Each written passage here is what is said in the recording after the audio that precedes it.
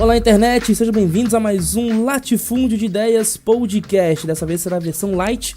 Todo podcast que será postado aos sábados será um podcast mais fácil, mais fluido, no qual vamos conversar de maneira mais dinâmica, mais sucinta, sobre diversos temas que tivemos, por assim, a vontade de falar sobre. Não vai ser o elenco fixo, teremos convidados, às vezes uma única pessoa, 2 ou 3. Vai ser mais as suas experiências pessoais, algo mais dinâmico, por assim dizer. E o tema de hoje é RPG. Iniciativa pra todo mundo. Eita. O Jimmy vai ter um bônus porque realmente ele fez toda a Arapuca, né? 2, 9, 18. 14. Fala aí, Tucano. 20.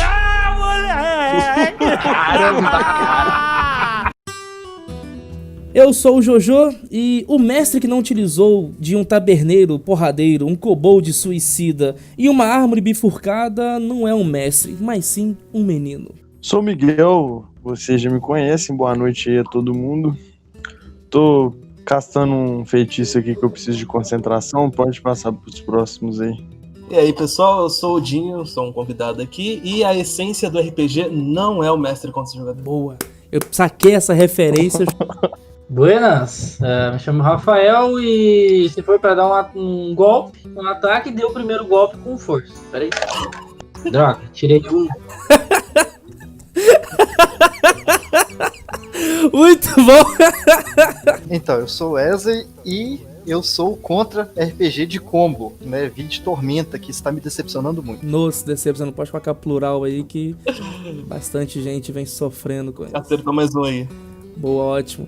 E agora, uma pessoa que eu sou extremamente ansioso para ouvir, aquele que furou todos os podcasts anteriores, que era aparecer desde os primórdios, aquele que eu convidei desde o ano passado e cagou para o meu convite, mas agora, como nós estamos crescendo rumo ao sucesso, estamos entre os top 1 milhão podcast do meu bairro, eu gostaria de saber quem é você, tal indivíduo que apareceu. Boa noite! Então, meu nome é Thales.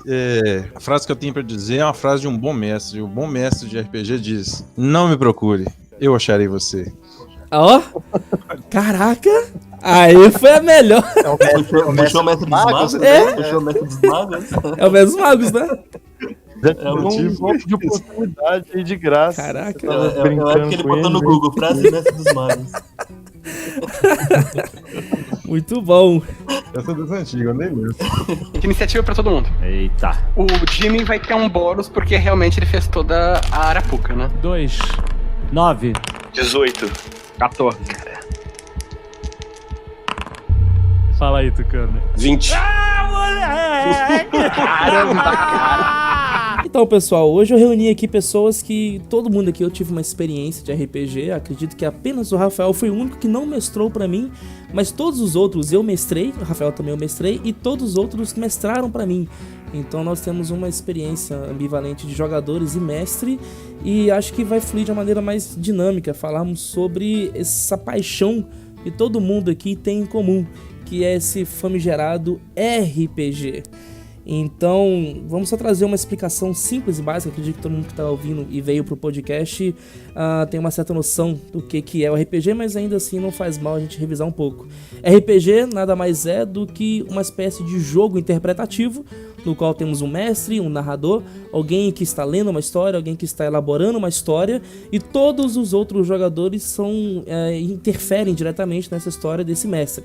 Cada um tem um personagem, uma ficha, interpreta raças e classes diferentes, e todos constroem juntos uma narrativa heróica, e tem vários temas diferentes. Podem ter alguma coisa futurística, algo medieval, fantasioso, e temos histórias icônicas, e é sempre uma coisa muito emocionante, que na primeira vista pode ser, o que esses caras estão falando, pensando, estão vivenciando, mas quando você tá dentro, você começa a parar de olhar pra pessoa do seu lado e você tá vendo esse nerd de óculos com sobrepeso que não para de peidar, e você consegue realmente observar um elfo esbelto, belo e ao mesmo tempo que conjura magias em vez de sair flatulências. Então você começa a se entregar nisso.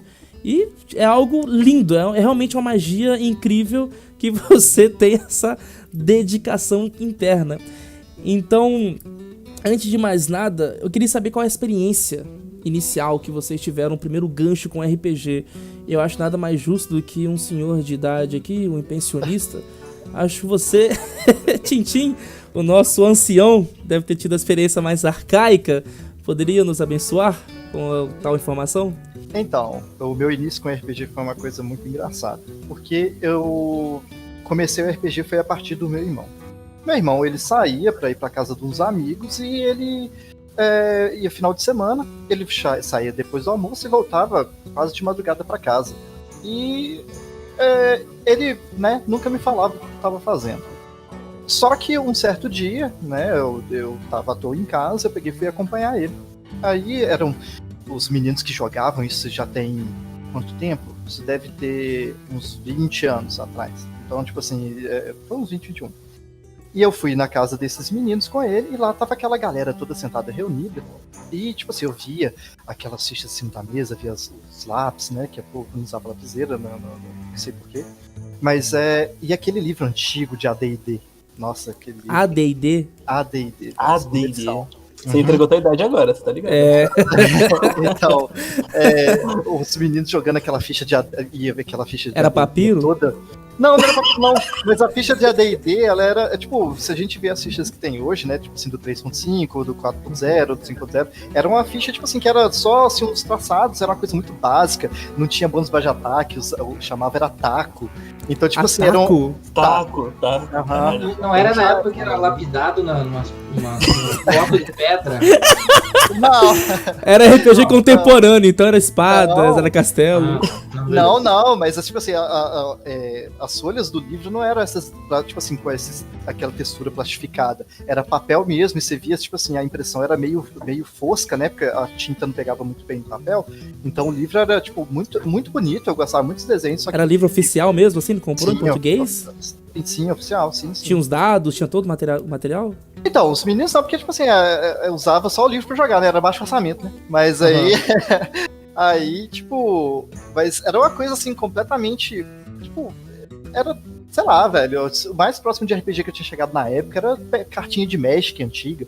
Lá da sexta edição, quinta, esses negócios. Tipo, velho, pra mim era... Investida? Não, Investida é antes. Não, é bem depois, na verdade, né? Investida é bem depois. Quantos anos você teve quando você viu seu irmão jogando RPG? Eu tava com... Se eu tenho 31 hoje... na época eu tava com 10, 11... E você chegou a participar da aventura ou você ficava quieto observando? Não, eu cheguei a participar, só que, tipo, né, eles não gostavam de eu estar presente na mesa, porque todo mundo era muito mais velho que eu, né? Uhum. Então era, né, apesar de que, tipo, meu irmão era muito mais velho que eu, porque meu irmão tem 3 anos a mais que eu. Mas ele já era amigo dos meninos e tudo, eu cheguei lá como um forasteiro. Uhum. Aí, tipo assim, fiz minha ficha, demorei a fazer, porque os caras estavam relutantes de fazer minha ficha, né? Porque, tipo, achar, criança, esses negócios. Aí, tipo, na hora que chegou na primeira sessão de RPG, o cretino matou meu personagem. De sacanagem, velho. Tipo assim, eu fiquei putaço, porque, tipo, caralho, velho, tinha feito o personagem, tinha entendido o negócio, entendido. Aí eu peguei, conversei com meu irmão, falei assim, vamos fazer o seguinte, vou comprar meus livros. E eu fiz. Comprei um livro da segunda edição, esses negócios tudo. E a partir daí, tipo, a gente montou a nossa própria mesa. E assim nasceu o empoderamento masculino, cara. Você mandou bem pra caramba. Pois porque eu falei assim, quer saber de uma coisa? Vou montar, eu tenho amigos que querem jogar, eu vou, tipo assim, todo mundo novinho, na época era muito legal. Tipo, todo mundo, tinha até gente mais nova do que eu na mesa. Né, um amigo meu, tipo assim, o William, não sei se você lembra dele. Conheço. Ele começou a jogar, ele tinha o quê? Uns 8 anos, 9, uma coisa assim. Então, velho, começou cedinho também. Então, a gente cresceu com RPG. Você foi a primeira safra de RPG de Viçosa, então? Porque depois disso era uma febre de RPG Viçosa. Bem provável. Mas, tipo assim, a gente não tinha aquela conexão. Porque, tipo, quando começou o encontro de RPG aqui em Viçosa, eu não lembro em qual edição que tá, mas tem já passou da 15ª já, né? Tem quase 20 anos que tem. Eu comecei a participar de encontro de RPG, eu acho que foi na 10ª edição, ou um pouquinho antes, se eu não me engano. Mas a gente era um grupo só nosso, mas a gente não tinha interação com as outras pessoas da cidade. Era como se só a gente jogasse. Então você já era mestre quando era novo? Deixa eu ver se entendi. Você começou como mestre, a sua verdadeira iniciativa da RPG? Não comecei como narrador não, meu irmão que narrava. Eu comecei a narrar, eu acho que eu tinha os meus 14 anos, alguma coisa assim, que eu comecei a narrar. Aí, porque, tipo assim, naquela época eu jogava só de mago, e eu era aquele mago excêntrico, velho, velho, os outros olhavam torto pra mim, fião, eu era bola de fogo na cara. Eu era, velho, eu matava personagem jogador na mesa, velho. Você não tem noção, eu era muito cuzão na época. Né, hoje eu vejo, tipo assim, porque hoje eu sou muito de boa. Hoje eu sou muito unido em grupo. Nossa, e depois até outras coisas. Como jogador, né? Porque da como mestre, mesa, você já fudeu o meu bardo uma vez que eu lembro, tá? Não, eu não fudi o seu bardo não, velho. Você era um dos protagonistas da história, velho. Eu sei. Agradeço. Eu me inspirei, foi a primeira experiência que eu tive com insanidade, assim, terror cósmico, uma escatologia, foi com você. E foi muito legal, cara. Sim, tipo assim, você, tá certo que o seu personagem era um dos protagonistas, mas velho, o caminho dele ia ser muito sofrido até o final. Muito mesmo. Infelizmente não terminamos, como quase 90% dos RPGs hoje em dia.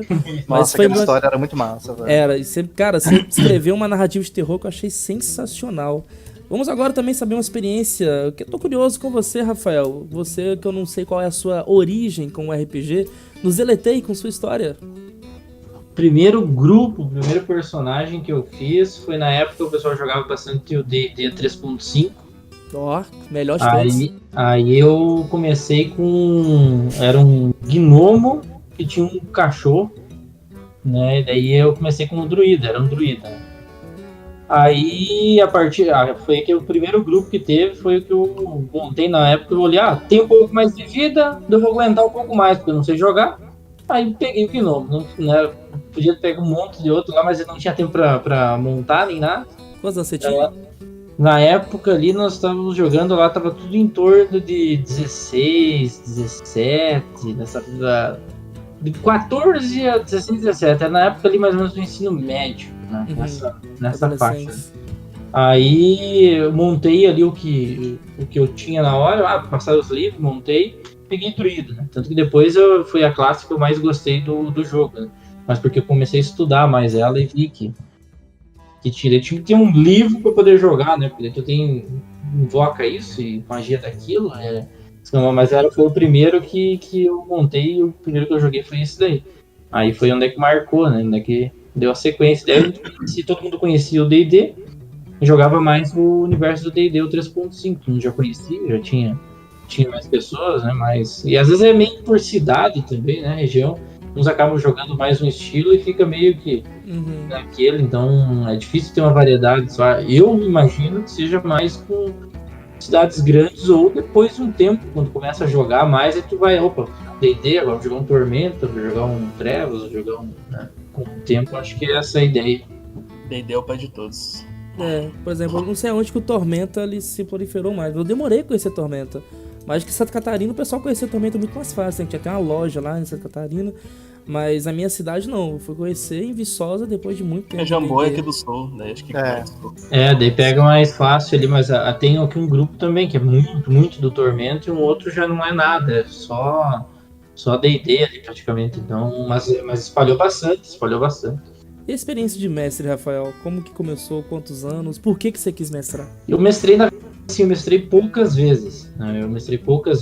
E é aquele clássico, né? Começa os grupos e eu não posso na quinta, o outro não pode na sexta, e assim vai indo, né? Ou começa e para. Mas do tempo que eu mestrei, das vezes que eu mestrei, eu tentava pegar a experiência dos outros mestres, do que acontecia, e meio que preparava. Então, meu estilo era me preparar para qualquer coisa, tinha uma principal, uma secundária e algumas coisas anotadas para situações aleatórias, né? E o que precisasse inventar na hora, eu inventava. Então, eu digamos assim, surgiu oportunidades que não foram longas, mas que deu para ter uma noção um pouco ali, né, de como que é o outro lado, né, quem que tá organizando tudo. Não é muito a minha área, não é muito a minha ideia, porque eu fico sabendo o que vai acontecer, ou pelo menos eu tenho a ideia, né? Sempre tem ideia, o player vai lá e muda tudo. Spoiler estraga. Estraga tudo, né? Mas eu particularmente prefiro jogar, mas surge a oportunidade de mestrar, a gente se organiza e faz. Eu acho que o mais legal, principalmente, estar preparado quando tem um grupo novo, alguém que ninguém conhece nada, né? Eu acho que seja uma das experiências mais legais, assim, porque quando tu pega assim, verdão, o pessoal não tem conhecimento de nada, né? tá entrando, daí tu tem que é basicamente tu apresentar um universo novo, tu fazer com que a pessoa goste, né?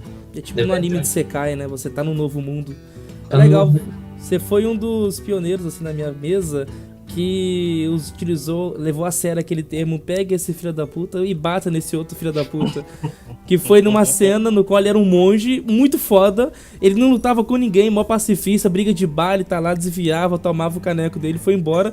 Na hora que tava lutando contra uns Yeti subindo a montanha gélida, tinha um Yeti que tava em cima da montanha, tava uns 30 metros, assim, arremessando um monte de bola de neve gigante nele, assim, e ele derrotando o Yeti de baixo. Na hora que ele derrota o Yeti fica inconsciente, ele pega o Yeti, e como ele não conseguia alcançar outro cara, ele era um monge extremamente forte, era na mitologia do Van Helsing, ele meio que gira o Yeti e joga o Yeti inconsciente no outro Yeti e mata os dois. E aí diz que tem uma lenda do Tibete até hoje que eles falam que existe o Yeti voador depois desse dia. E O Jojo, acho que ele tem uma tara como mestre, assim. Primeiro que eu tive que enfrentar o boss montanha, né? Eu fiz tanto teste naquele boss montanha que eu pensei, vou upar durante a sessão só na montanha. Subi a montanha. Tá? Aí depois cheguei lá, tem um Yeti, eu pensei, tô preparadão, né? Preparadaço, fiz a ficha. Primeira vez que eu fiz do Trevas, nunca tinha jogado. Então eu li, vou fazer uma coisa mais assim, focado em combate, negócio pra não ficar pensando muito em magia nem nada. Aí eu foquei, eu li pra você ver um Yeti, eu falei, top zero, bichão aqui, né? Vou bater, né? Quando vi, me aparece um outro me jogando um negócio parecido. Eu, porra, mano, como assim? Aí eu, bati no assim, gastei o que eu pude, eu falei, economizei assim o que deu. Peguei, quando ele ficou inconsciente, falei, não vou alcançar, até eu chegar lá, eu vou jogar umas 800 bolas de neve, já tava difícil na montanha, joguei no outro e consegui acertar. Falei, top. Acabou aqui, ele falou, não, ainda tem mais, eu, tá bom, subi, fui lá pro templo, se já não bastasse, daí tinha a porta boss, né? Quando eu fui encostar na porta, a porta me atacou. Peraí, aí é montanha. Quantos boss Isso aí é contra você. Não, peraí, aí não vai. Tem mais 2 bosses. Aí chegou o pai dos 2 bosses lá. Eu ganhei, acho que eu tava fazendo um cálculo ali. Eu ganhei por um ataque. Se eu tivesse errado aquele último ataque, eu tinha, não sei, acho que uns 2 ou 3 especial. Porque eu fiz bem focado em combate. Então, tipo assim, segui uma linha, já aproveitei a linha e segui pra uma do lado, fiz uma rápida. O personagem tinha uns 2 ou 3 especialzinho ali que fechava. Gastei tudo que tinha, saía, mas olha, saí com fio da radiola ali. Aí ganhei, não sei nem como ganhei naquele lá. Aí beleza, eu pensei, agora topzera, né? Enfrentei uns 800 boss até chegar aqui, né? Só com alma. Quando veio do nada, chega uma criatura, me pega no pescoço e diz, tu vai fazer um teste que tem que rolar 4 dados. E tem que tirar mais que 9. E era 10. E eu não tinha bônus de nada, né? E era 10, né? Dados de 10, E você tinha 3 dados, era 3 dados, eu pedi 4 sucessos com 9 em D10. Não, e eu falei, eu rolei, capaz, não vou conseguir nem. E eu falei, então você me ganhou, ora. Mas era gancho, esse aí era. Ele não ia morrer. É que o grupo ia se reunir com esses mascarados, isolando eles e ter um contexto. Mas ele já queria me derrubar lá no começo na montanha. Eu falei, mas ele não queria que eu nem subisse a montanha pra pegar o gancho já de cara. Ele já queria no começo dar um ganchaço. Tintin, jogar ou mestrar? Eu tipo assim, eu acho que hoje eu prefiro narrar. Eu prefiro narrar porque, sei lá, eu cheguei num nível de perfeccionismo que velho, hoje eu sei lá, eu acho que eu me tornei um jogador muito crítico. Então eu acho que hoje eu prefiro narrar. Compactou com essa ideia. Boy, você, meu querido, conte-nos para nós qual foi a sua perdida de virgindade com o RPG. Então, eu tinha 12 anos, Qual foi com o tio? Não, que isso. Então, eu tinha mais ou menos uns 12 anos, na época do menino mais velho lá da rua, que ele tava organizando com meus amigos, outros 2 amigos meus. Eles estavam precisando de gente pra jogar. E eu nem sabia que porra era essa, mas eu sempre gostei muito de RPG. Eu jogava muito Tibia, né? Tibia Perfect World, então eu jogava bastante e eu queria jogar RPG e tal. E aí jogamos, mas sim, D&D D&D 3.5, mas assim, nada muito seguido das regras. O mestre nem sabia direito as regras, assim, né? Se divertir. Aí ele não pôde mais mestrar e aí ficou comigo. Aí, tipo, eu tive que mestrar, daí eu comprei o livro dos monstros do D&D 3.5, que eu tenho até hoje. Então, desde os meus 12 anos eu mestro RPG, hoje eu tô com 23, e aí mestro pra caramba e respondendo a pergunta, eu prefiro mestrar, porque tô acostumado já. Inclusive, meu primeiro mestre depois de todo esse tempo foi você, aquela vez. Uhul, fico feliz de saber. Mas ao mesmo tempo você falou que prefere mestrar, eu já vi que não foi tão elogioso assim. Depois que ele começou narrando, ele nunca mais tinha jogado. Confirmou, ele falou, realmente, se eu quero sobreviver, né, por experiência própria, eu vou ter que mestrar. Quando mestre, tu não morre, né? É, Jojo. Às vezes sim. Mas, Jumboy, você meio que começou com qual sistema que você falou? A gente começou jogando, assim, eu comecei com D&D 3.5, mas eu não sabia que não usava direito, tipo, usava direito a ficha, ninguém sabia direito as regras, tá ligado? Só jogava mesmo na brincadeira. E aí, depois disso, a gente sempre seguiu a base daquele RPG que a gente jogou, que era alguma coisa que seria D&D 3.5, que a gente nem sabia direito fazer, e começou a sair dali os RPG que eu inventava, né? Porque desde criança, quando eu brincava com meus amigos, eu que criava as histórias. Então, acabou ficando comigo a tarefa de mestrar e eu acabei gostando de fazer isso. Você chegou a criar um sistema próprio ou tipo Tormenta foi aquele RPG que você mais mestrou assim? Não, então, eu sempre jogava com um sistema próprio, assim, porque eu diria que esse D&D 3.5 que a gente jogava não era um 3.5, era alguma coisa que a gente entendia dali. Uma adaptação. E jogava. É, uma adaptação. E aí eu meio que chamo de sistema próprio. E aí dali surgiu um monte de RPG que a gente jogou de máfia, de Naruto, então, principalmente. Muito RPG de anime. Você vai começar RPG de anime, assim. Então, muito RPG de anime na época. Naruto é um tema bem que reverberou bastante da sua história. Cara, jogou assim. É que era mais um grupo sempre, meus amigos e eu, né? Eu nunca, tipo, mestrei pra outros grupos assim, vamos num festival de RPG mestrar. Não, eu sempre mestrei com meus amigos. E continuou assim, muito tempo, então sempre repetia, sabe? Jogou tipo uns 12, 13 RPGs de Naruto. Quando eu comecei a jogar o 3.5, eu acabei indo pro Tormenta, né? Tipo assim, que se adaptou ao 3.5, né? Aquela fase do 3.0 e 3.5, e usei mais o Tormenta pra poder jogar, né? Aquela primeira fase lá do Tormenta. Eu descobri o Tormenta quando num evento de anime, eu comprei o Tormenta RPG edição revisada. E aí eu li, pelo menos eu li de fato, procurei no YouTube, lá por 2014, eu acho, eu procurei no YouTube como jogava, tipo, D&D, essas coisas. E aí eu fui entendendo como é que jogava, daí a gente começou a fazer ficha, jogar com ficha direitinho, com regrinha de BBA, de nível, sabe? Aí tentamos a grid também, daí a gente começou. Mas até então era dedo no cu e gritaria. Que também é um RPG, por assim dizer.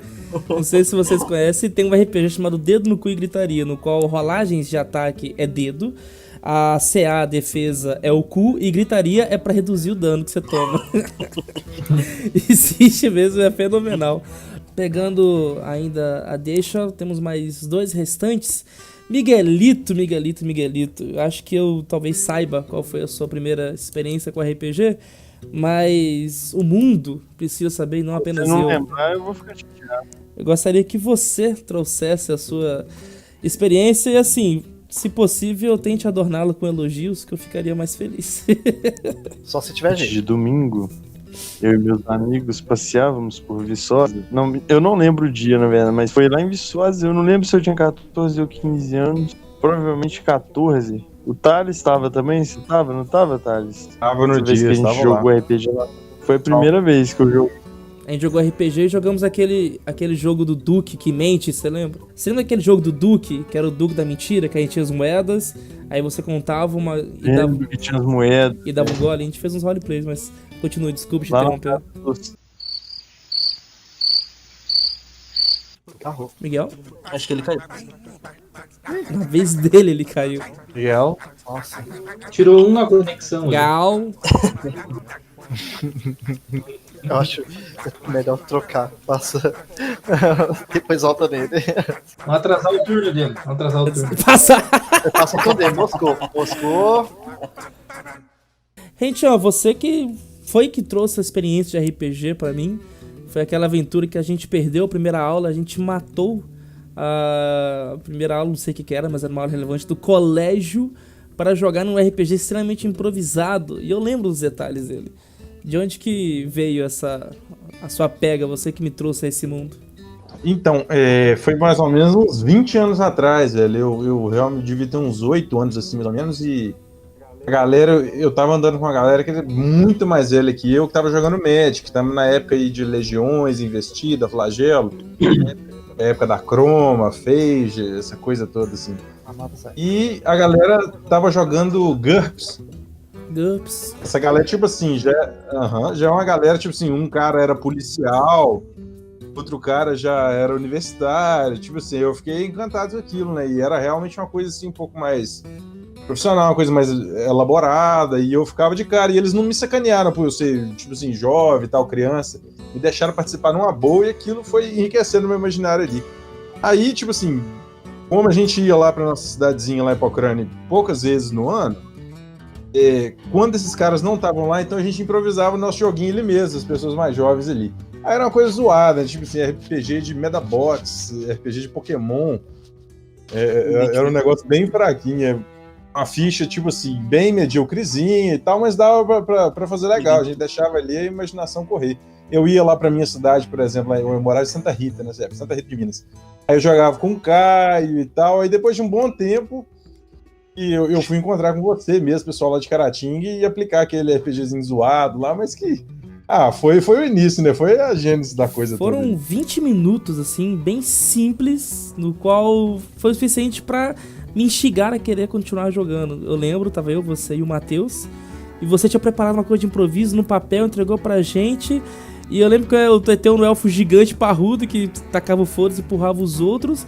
Eu era um humano que tava lá sem entender, mas era um guerreirinho clássico. E acabou quando eu virei e falei, eu tenho poção, e você falou, eu não fiz a loja. Vamos pausar aqui que eu vou fazer a loja, vamos continuar. E nunca continuou. A minha cena foi ser pisoteado e querer uma poção, e não tinha poção. E eu falei, mano, eu quero mais esse negócio. Porque eu vi a cena, entendeu? Eu senti ser pisoteado. Eu falei, cara, eu preciso degustar mais disso. Eu lembro de colocar uns tritões na roda, assim, pra dar um cacete em vocês. É uma coisa bem masoquista. Como é que era? Mestre dos Magos? Me viu uma poção, Mestre dos Magos? E a poção, mestre? Mestre? Eu me Até hoje... identifico muito com o Rent ali, porque eu jogava muito RPG aleatório de anime, assim. Falou Medabots, cara. Joguei RPG de Bakugan, já mestrei RPG de Bakugan, cara. Caralho. Nossa. Eu não sei como que a gente fazia aquilo, cara. Eu não sei, mas a gente jogava, cara. Era tipo bizarro. Tinha um joguinho do Play 2 do Bakugan, todo mundo tinha Play 2 na época. E aí tava passando na TV, todo mundo. Moleque, 14, 15 anos, aí foda-se, tá ligado? É legal isso, porque você vê que a galera tá mais comprometida na criatividade numa história, no divertimento, do que ficar tão focado em regras e combos. E aí eu concordo exatamente com o que o Tintin falou no início. O combo, um bom combeiro não é um bom jogador de roleplay de narrativa. A melhor forma de vencer realmente o desafio, às vezes, é cortando uma árvore e deixando a árvore cair no inimigo. Em vez de você ter um puta combo gigante de perícias e talentos pra você conseguir flanquear o cara e dar um dano com sabedoria. Não, cara. Entenda o cenário. Elabore a cena. Tentativa 2.0, Miguel. Vamos agora ver se conseguimos de fato contar a origem, essa origem linda, essa epopeia do surgimento do seu mundo do RPG. Como foi, meu querido? Isso tudo é porque esse maldito tá envolvido. Ele foi o primeiro narrador aí. Sempre tive vontade, cara, de jogar. Eu era um jovem universitário acabando de mudar para a escola, quando de repente um gordinho simpático chamou-me para uma roda de RPG. Foi exatamente assim. Aí, cara, eu não lembro o jeito, eu era novo, não sei se foi o Thales mesmo, sei que o Thales foi visitar a gente lá em Viçosa e chamou pra uma noite com o Jojo, né? O Jojo inventou logo de jogar um RPG. Não lembro o contexto, não lembro a história, eu lembro que eu joguei com um mago porque eu queria seguir lá subclasses de necromante por qualquer custo. Meu negócio sempre foi, o Jojo sabe que hoje em dia a gente já jogou muito mais jogo junto e eu gosto mais de um personagem bem dark, né? Aquele cara que sempre tem o risco de se tornar um vilão maior do que qualquer um que o narrador tenha planejado. Que iniciativa pra todo mundo. Eita. O Jimmy vai ter um bônus porque realmente ele fez toda a arapuca, né? 2. 9. 18. 14. Fala aí, Tucano. 20. Caramba, cara. Aproveitando um pouco essa deixa, a gente poderia entrar nesse aspecto de um pior tipo de jogador, então, já que o Tintin ele trouxe algo que tem em comum conosco. Eu, particularmente, me incomodo muito com o próprio jogador combeiro. Porque o jogador combeiro, tudo bem o cara fazer um combo pra ele ficar mais forte. A gente entende isso. Todo mundo que já jogou fez a ficha. Ninguém faz a ficha cagada. Ninguém faz a ficha aqui pro personagem ser ruim em algo. A gente realmente faz pro personagem ser bom, tipo, ser um aventureiro, ser um herói da campanha. Mas colocar um cara e, tipo, de uma maneira que não tem nenhum sentido. Um homem que treinou isoladamente nas montanhas. Ele nunca teve um tutor. E do nada ele tem um grimório e ele tem um estudioso. E ele faz isso porque ele tem um certo buff de mago, e ele consegue colocar no lado de guerreiro dele. Não tem nem contexto histórico, e ele começa a... Os danos dele são baseados em inteligência, sendo que ele o tempo todo treinou apenas os músculos, e nem sequer se aderiu à magia. Então você vê que os caras começam a colocar umas coisas sem sentido, pra realmente ficar muito forte, e isso mata uma narrativa, isso mata um contexto. Eu particularmente me incomodo muito com isso. E na minha mesa, o jogador ele ganha muito mais utilizando um cenário a seu favor. Vamos trazer o exemplo aqui do Rafael. Eu sou um mestre Dark Souls. Eu gosto da dificuldade. Eu não gosto de facilitar. E eu também não gosto de... O vilão não tem um ponto fraco que ele deixa óbvio a todos. Mas ele tem um tipo de ponto fraco que dá pra você usar ao seu favor. Então, pela criatividade do jogador, eu permito que ele tenha algum tipo de forma dele derrotar.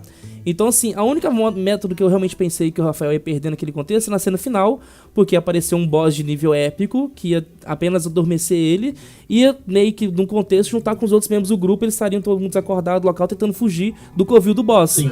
Mas aquela batalha, eu botei uma dificuldade grande, mas eu botei vários métodos que ele poderia vencer sem depender tanto do dado.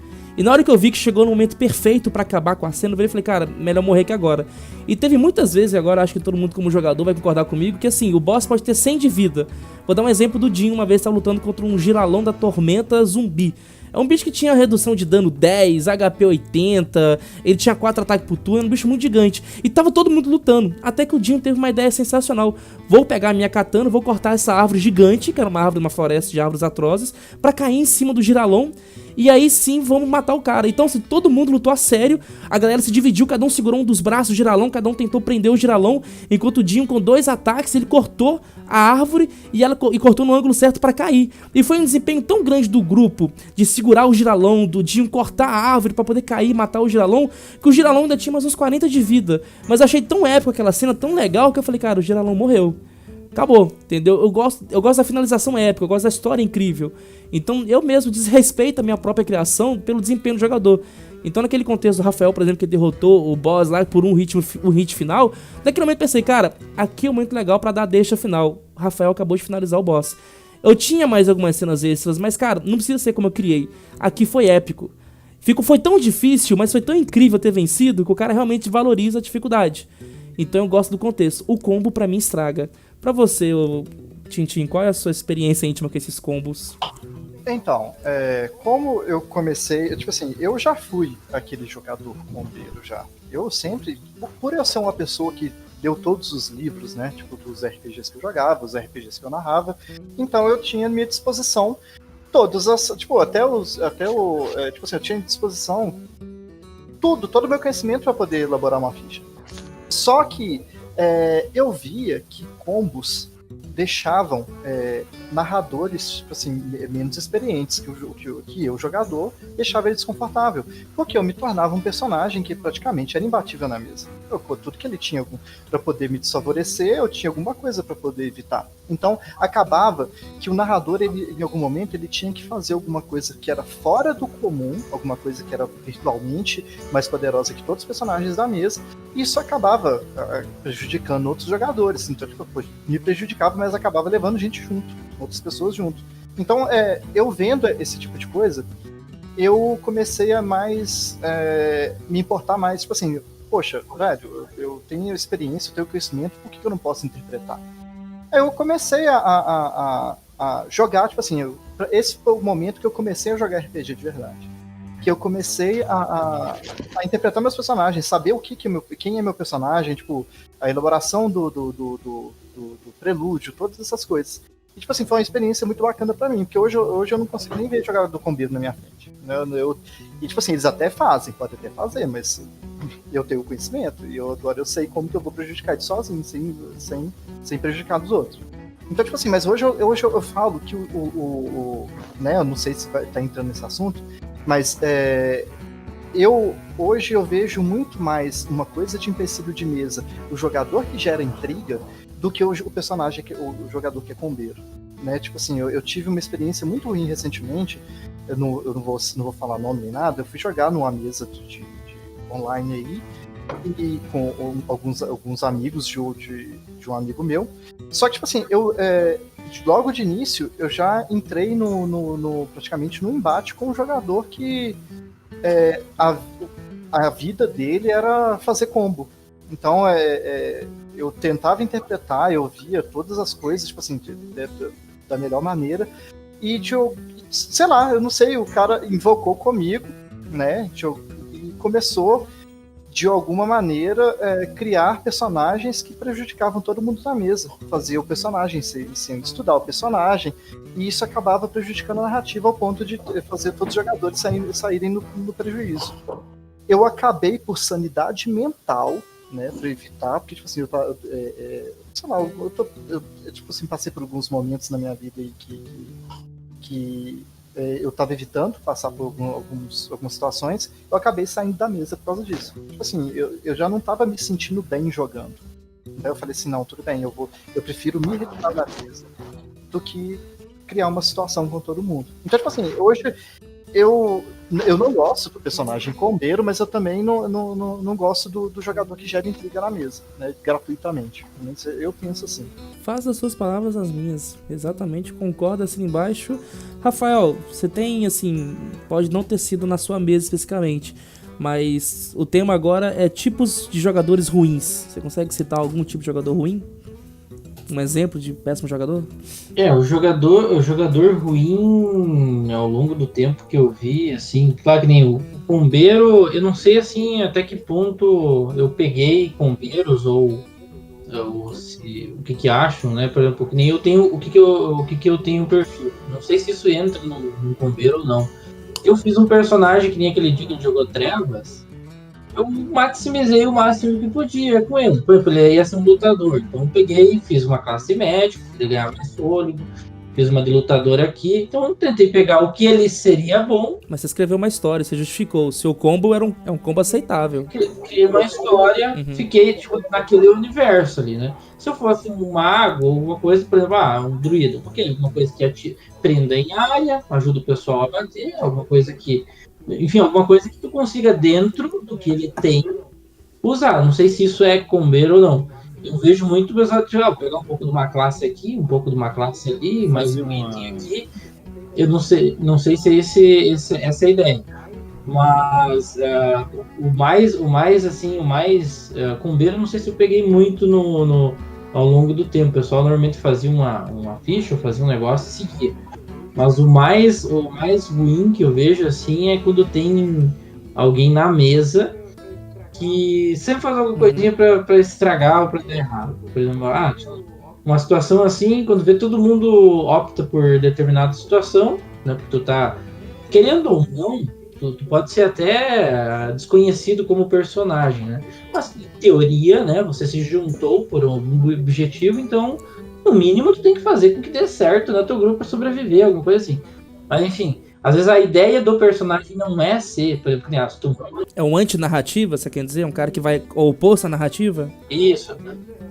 Às vezes o oposto tá fazendo uma coisinha ou outra sempre pra prejudicar. Todo mundo tá tentando conseguir uma informação, vai lá e queima a imagem do grupo na cidade. Mas às vezes não é porque o personagem é assim, porque ele criou uma história. Eu sou... Ele tá de assim, birra, é só por birra, porque não concordou uma coisa aqui. Tipo aquele futriqueiro, aquele que fica fazendo... Imaturo. Né, o imaturo. E daí às vezes a pessoa faz inconsciente, e daí tu não, tá legal. Mas é que o meu personagem, se ele quiser fazer, daí fica naquela coisa, não é o personagem, mas é a pessoa querendo Então é mais aquele birrentinho, vamos dizer assim, né? Esse daí acho que estorva muito na campanha, porque atrasa, né? É outro tipo de player que... É o jogador que se frustra numa cena porque não foi como ele queria e ele meio que fica meio que passivo-agressivo e começa a ser tóxico. Não foi do meu jeito, daí teoricamente, então eu não vou lá ou eu não faço porque... Mas poderia ir, velho, pelo contexto. Ele se nega a fazer um roleplay, né? Tipo, ele. Tá, beleza, vocês estão ali na taverna, você acorda no seu recinto onde vocês. Fugiu a palavra agora. Mas, tipo, alugaram lá o quarto da taverna da estalagem. E o que você vai fazer? Eu vou ficar na cama. Tá, mas você não vai sair? Não, eu vou ficar aqui. Então qualquer coisa que tu bote, tipo, apareceu tal personagem ali sentado, você viu. Tá bom, foda-se. Sabe, tipo, ele vai desviar de todo tipo de narrativa que o mestre vai tentar botar pra ele, porque, sei lá, ele quer só, tipo, estragar pra antes escolher um outro caminho que não era o que queria. É o famoso metajogo, né? É a raiva do jogador que não tem nada a ver com a raiva do personagem. Ele tá o personagem tá interpretando um jogador, e não o jogador interpretando o personagem. Esse é o metajogo. Pode falar. Posso falar alguma coisa do Combeiro primeiro? Pode. Tipo assim, é que eu acabei de lembrar na hora que ele tava falando. Eu acho que o narrador permite o Combeiro. Porque é o seguinte, vou fazer o paralelo do Tormenta, mas é porque, tipo assim, eu acho que o Tormenta, ele matou a narrativa do sistema D20. Matou. Por que matou? Parabéns por ter falado isso. Obrigado. Porque quando foi criado o sistema de Tormenta RPG, eu não sei se vocês separaram que eles tiveram as manhas de condensar 3 livros em um só. Eu não sei se vocês separaram, tanto o livro do mestre, quanto o livro do jogador, quanto o narrador.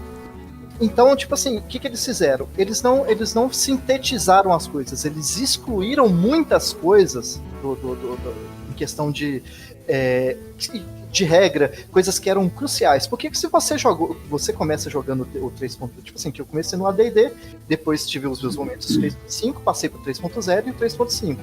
Então, se você pegava os livros do sistema D20 para poder ver, você via que, tipo assim, as classes de prestígio, por exemplo, citando um exemplo, elas tinham pré-requisitos, tinham coisas que você tinha que fazer com o seu personagem para poder alcançar aquela classe de prestígio. Muitos pré-requisitos. Né? Não era somente falar que, tipo assim, que eu vou me tornar um algoz, tipo assim, aí você coloca uma plaquinha nas costas, tipo assim, eu era algoz. Não, tinham muitas coisas que envolviam interpretação para você se tornar uma classe de prestígio. E Tormenta matou isso. Então, tipo assim, se o narrador, ele não tem um pulso firme na mesa, tipo assim, porque quando eu tava narrando Tormenta RPG, eu tinha os meus livros de 3.5 do lado, que eram as minhas ferramentas cruciais para poder narrar Tormenta, de tão incompleto que o sistema era. Eu falava com os meninos.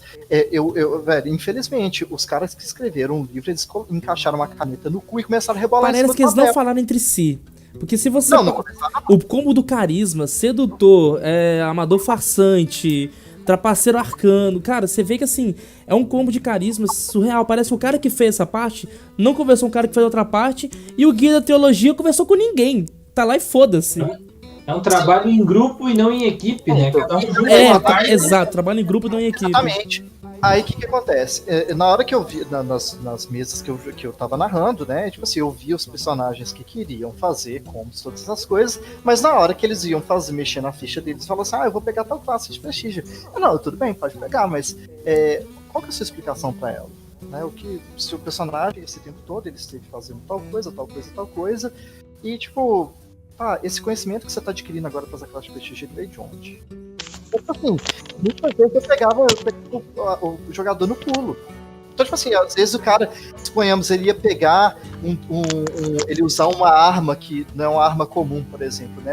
Aí ele simplesmente pegava lá, achava que ia anotar usar arma exótica e ia começar a usar a arma. Então, assim, velho, de onde você teve contato com essa arma? Velho, eu não lembro, nunca vi, tipo assim, você vira um MMORPG e sai do RPG. Vira um MMO. Sim. Então eu acho que parte da culpa dos jogadores combeiro são narrador que não consegue colocar ordem na mesa. Então, tipo assim, o combador só vai lavar a égua em cima de você se você der a oportunidade. É um pouco injusto também falar isso, porque assim, vamos supor, eu não gosto do duro de ferir e duro de matar. Porque o jogador, ele pode literalmente, todo mundo vai pular de um penhasco, tem, sei lá, 3 paraquedas, o cara, não, deixa que eu fico por último. O personagem não sabe que na ficha dele tem duro de matar e duro de ferir. No qual ele ignora o primeiro hit, que iria dar dano nele, e ele ignora o dano que vai matá-lo. Aí ele pula num penhasco de 100 metros e por alguma coisa ele tá vivo. Então assim... Sabe o que eu faço nas horas dessa? Anota um ponto de ação na sua ficha. Você morreu. Você morreu. Tem essa opção. Assim, eu anulo e com o tempo, porque é difícil, você tá com uma mesa de, sei lá, 5 pessoas. Quando você critica e você corta a cena de um jogador, você pode implementar uma ideia ruim. Jogadores podem eventualmente criticar você por trás e pode começar um clima animoso, e por culpa de uma raiva contida nessa cena, em alguma falha que o mestre pode ter, e o mestre falha porque é um ser humano, estamos te vendo, gente, ó. Tipo assim, como o mestre falha como ser humano e eu frustrei o jogador numa cena, uma outra falha que eu vou ter, que é uma falha comum, pode ter um holofote tão grande, virar uma falha ainda maior. E os jogadores que estão frustrados com isso podem se juntar para poder apontar naquela falha. Então fica mais um clima de inimizade, um clima animoso, tão bobo, por culpa disso.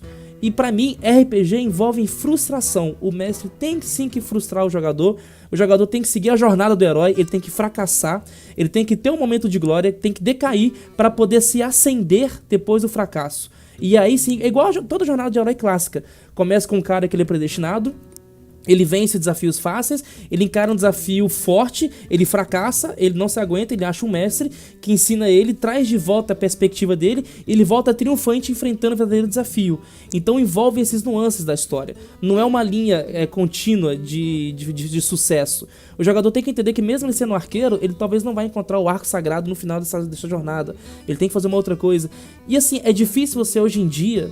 Pessoas que já tá tendo uma vida cheia de problemas, como todo mundo tem, você vai na mesa do RPG, você vai interpretar uma frustração dessa e não trazer pro pessoal. Aí o mestre que ainda tá censurando o jogador combeiro, e tem jogadores que tem dificuldade de aceitar ou não, fica esse clima animoso. Então nem sempre a culpa é do mestre. O mestre é um cara bem intencionado que tá fazendo as coisas antes, saca? O combeiro é um indivíduo que já veio assim de fábrica. Oi. Sobre essa questão do... Eu acho que esses dois assuntos no RPG, eles se relacionam, assim, sabe? O combeiro e o jogador ruim e o jogador mau. Mas o que eu, na verdade, eu entendo como jogador experiente ou inexperiente, né? E, tipo assim, eu não vejo mal nenhum no cara saber fazer um combo, como eles já falaram antes e tal. O cara tá preparado situações e tal. O problema é quando isso vira o principal mesmo, entendeu? O cara não vê todos os aspectos que envolvem o jogo ali. À medida que vai ganhando experiência, o jogador começa a entender mesmo que, por exemplo, isso que você tá falando, por exemplo, de frustração, eu não tenho frustrações quando eu tô jogando RPG. Tipo, se acontece alguma coisa que o personagem não se dá bem, alguma coisa, eu tô aproveitando ali realmente a história que tá sendo construída, entendeu? Então, você mesmo já teve a experiência de ver. Teve o primeiro jogo que a gente jogou aí nessa quarentena, no final do game eu tava apontando uma arma pra minha própria cabeça, só pra narrativa ficar legal. Foi sensacional. Foi linda essa cena. O outro player teve que me impedir de atirar, que era um jogo de terror, do que chuta e tal, os caralho. Eu falei, não, um desfecho legal aqui ia ser um suicídio desse cara. Aí eu ia fazer, mano, não tava nem aí, entendeu?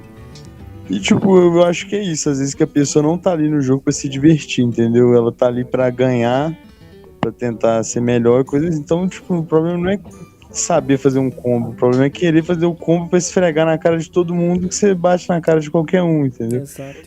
Tem um episódio de Community que eu tava assistindo também esses dias na quarentena, que tem um personagem da série que é muito assim, esse cara babacão, assim, ele entra num jogo de RPG com os caras simplesmente pra falar que ele ganhou, ele queria de todo jeito esfregar na cara de todo mundo que ele era melhor, esse cara. Isso que é pai, entendeu? Então não tem nada a ver, o combo é mó legal, velho, quando o cara sabe jogar e ainda sabe fazer um combo foda, assim, é muito doido, velho, que isso. Fazendo o disclaimer que eu não tinha feito ainda, ô Rafael, quando eu e o Tintin criticamos o combeiro, a gente criticou o combeiro que ele não faz o roleplay para justificar o combo, e ele mata a narrativa para seguir uma coisa mecânica e sai do RPG para virar o MMORPG. É o cara que coloca as coisas na ficha porque é forte, mas ele não tá prestando atenção no que o mestre falou. Ele não tentou resolver o enigma. Ele quer, igual o Miguel falou, ele quer provar que é o mais forte. Então esse é o combeiro ruim, é o tóxico. É aquele que mata a narrativa pelo combo. E a gente tá sempre em pró da história. Entendeu? Por qual é a crítica? Eu sou o tipo de narrador que eu dou espaço pra pessoa interpretar. Porque eu sou. Você lembra, né, Jojo? Daquela primeira sessão daquele RPG. Você é um ótimo narrador, Tintin. Você dá emoção na cena. Eu curto isso em você. Eu coloquei. Tipo assim, só a primeira sessão tinha mais de 12 páginas que eu tinha escrito. Tipo assim, velho, eu tava escrevendo até um diário de uma pessoa, tipo assim, eu tava incorporando um personagem, escrevendo um diário de uma pessoa pra poder narrar, tipo assim, os sentimentos, as ideias, tudo de uma pessoa pra poder passar pra vocês da maneira mais interessante possível, pra eu sentir que tá todo mundo imerso. Método Stanislavski. Eu virei um narrador imersivo. Eu não sou mais aquele narrador que tem várias. Tem a sessão de pancadaria. Tá certo que existem os momentos de pancadaria, vão ter sessões que vão ser mais, mas eu valorizo muito mais a ambientação e a interpretação. Eu gosto de fazer a narrativa da cena, tipo assim, de descrever, tipo, até os detalhes. Então eu acho, tipo, que o combeiro, ele acaba me desanimando um pouco. Porque, tipo assim, eu tô preparando uma coisa muito bacana pra ele estar lá interagindo. Ele pode, tipo assim, ele tem tudo que ele pra poder chegar pra interpretar o personagem dele, tipo, velho, sei lá, eu fico muito desanimado. Você é bem metódico e eu tô ligado. O RPG pra você começa antes do próprio RPG. Eu lembro dos diários, tinha de fato os diários do personagem e era bem imersivo. Olha só, eu que sou um que prefere jogar do que narrar, eu vejo isso um pouco que é o mal do narrador. Isso, assim, não tô nem falando que você faz isso ou que outros narradores sempre vão fazer isso, mas, tipo, às vezes eu vejo que a frustração do narrador muitas vezes envolve, tipo, tem a frustração do jogador e tem a do narrador. Uhum. A do narrador muitas vezes envolve essa questão dos jogadores pensarem fora do que ele pensou. E, tipo assim, eu sei que todo mundo pra narrar, no início, a primeira proposta é se colocar aberto pra esse tipo de coisa, pra se os jogadores mudarem a narrativa, eu tenho que estar pronto, isso sempre tá em mente do narrador, né? Mas eu vejo que acaba tendo frustração. O Jojo, que narrou muito pra mim na quarentena, eu percebi isso um pouco nele, assim, às vezes ele já tá com uma estruturação que realmente ele pensou de uma maneira foda, já tá daquela forma épica desenhada, então, tipo assim, às vezes apela pra uma cutscene ali. Teve um último boss que a gente lutou, ele apelou pra uma cutscene quando não ia terminar do jeito que ele queria, e a gente teve que esperar o cara bater na cara de todo mundo pra depois fazer alguma coisa. Sim. Acho que o narrador às vezes tem que saber também passar por essa frustração e, tipo, tentar dar às vezes é realmente impossível, mas tentar no máximo deixar soluções possíveis dos jogadores se incorporarem no mundo que ele pensou também, entendeu? Sim, e tipo assim... Quando eu narro, eu tento muito fazer isso. A campanha que eu narrei pro Jojo, ele viu que eu realmente faço um mundo default, tipo assim, até pra não ter esse problema, assim, do pessoal simplesmente fazer o que quiser lá. Mas isso tem um defeito, que acaba faltando um pouco de engajamento, assim, numa história central, então é difícil mesmo encontrar um equilíbrio nisso aí. Deixa eu só falar dessa cena aqui, Tintin. Eu coloquei o negócio 10 por 90. 10% do meu RPG vai ter cutscene. Porque nesse RPG, que durou bastante, que era do Van Helsing, teve uma profecia. E eu contei essa profecia, tipo, há 3 meses antes do RPG acabar. E um jogador específico, ele tava tentando quebrar a profecia. E tava meio chato, ele realmente queria quebrar por quebrar. Ele não queria, por exemplo, precisava de ter uma espada ali, que era um demônio, o Abaddon, que ele ia virar uma espada. E tava tendo um roleplay que o Miguel ia conversar com o Abaddon, e o Abaddon tava meio que aceitando já. Porque o Miguel era um grande forjador, e o Abaddon, ele era... O único amigo que ele teve foi Hefesto. E o Miguel tá meio que assumindo a forja de Hefesto pra poder virar um grande forjador. E o cara tá de costas, ele queria bater no cara de costas só pra provar que ele é parrudão. E eu tinha que contar, cara, é humanamente impossível pra mim criar uma profecia, porque eu não tenho clarividência, e eu adiantei 3 meses. Ajusta um pouquinho a cena, deixa o cara fazer o roleplay dele, tá convencendo, vai pegar a espada, não mata o cara, que sem a espada vocês não conseguem derrotar o boss final. E o boss final é o Adão, né? O Adão do Adão e Eva. Ele queria voltar ao paraíso, então ele queria o adâmico, as magias eram no idioma dele, ele cansou todas as magias do mundo, e ele era um cara, tipo, invulnerável. A espada que ele pegou era a espada de Terron. Terron foi uma entidade que nasceu junto com Yahweh, que é Deus. Então essa entidade cortava a existência. Então é o tipo de boss que, assim, tocou, matou, era hit kill. Eles tinham nem que ser tocado pelo boss, então eles pegaram essa espada pra conseguir conter o golpe do boss.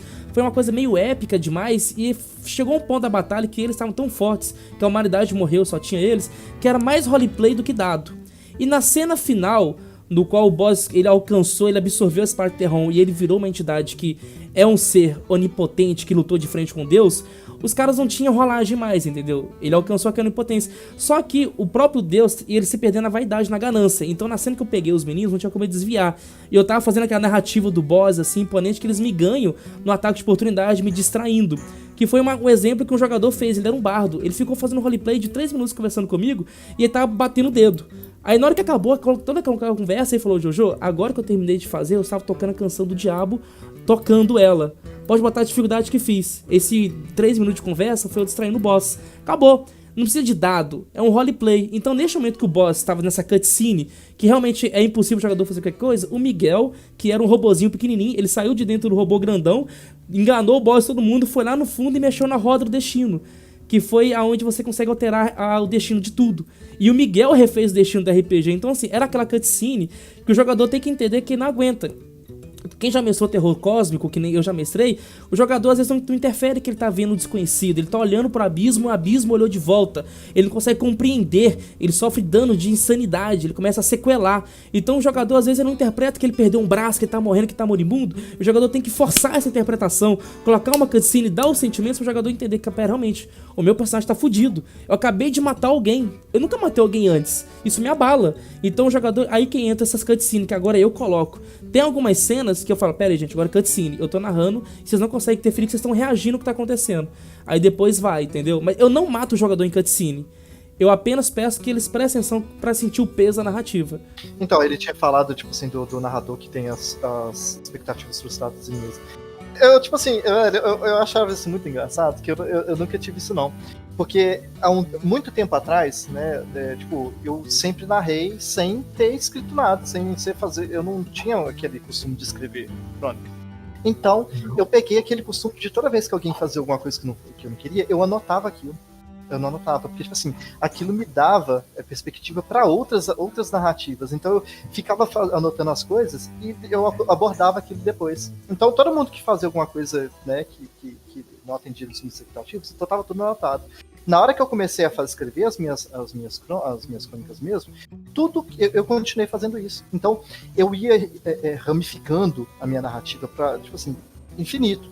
Né? Acabava se tornando coisas de cada personagem isolado. Tipo, isso aqui virava história de cada um, entendeu? Tipo assim, aquilo que o cara fez tinha uma consequência. Eu vou abordar isso depois. Então, tipo, eu acabava ramificando tudo. Então eu nunca tive essa frustração do jogador que quebrava a minha narrativa. Porque de alguma maneira, tipo assim, ele quebrava de um jeito, mas tinha outros jogadores que não tá continuando. Então, tipo, né, pra mim era bem tranquilo. Pra você, Jumboy, um tipo de jogador assim que não é um pior tipo de jogador pra você? Então, falando do combeiro aqui, eu acho que, assim, conheço muitos jogadores combeiros, principalmente no Tormenta me apresentou muitos. Mas, assim, eu acho que o combo tem a parte, sim, do antijogo, tá? Que daí não precisa ser combeiro pra ser um jogador antijogo. Pode ser antijogo e não saber combo, tá? Não precisa necessariamente ser um combeiro pra isso. Só que o combeiro, eu acho que ele vem da necessidade do jogador, da parte do jogador dele poder se opor ao mestre. Porque o mestre, ele é o soberano daquele mundo. O mestre, ele é o cara mais... Tipo, tem o mundo na tua mão, então tu vai decidir se vai aparecer um dragão e vai destruir a cidade naquele exato momento. O combo, ele vê no combo a necessidade dele de se opor a isso. Porque ele vai ter algo muito forte na mão dele que o mestre não vai saber counterar. Então, assim, é ruim. Depende de cada tipo de mestre, eu acredito, sabe? Para mestres que gostam mais de narração, algo mais narrativo, que nem acho que a maioria daqui, é ruim, porque você não vai estar preparado para isso. Às vezes o mestre não conhece tanto o sistema, porque tá mais preocupado em organizar a sua história do que, tipo, pegar cada detalhezinho entre linha ali, que diz ali, não, mas que na regra desse talento aqui, então quer dizer que eu posso pegar esse talento aqui porque tá ali, sabe, nessa interpretação.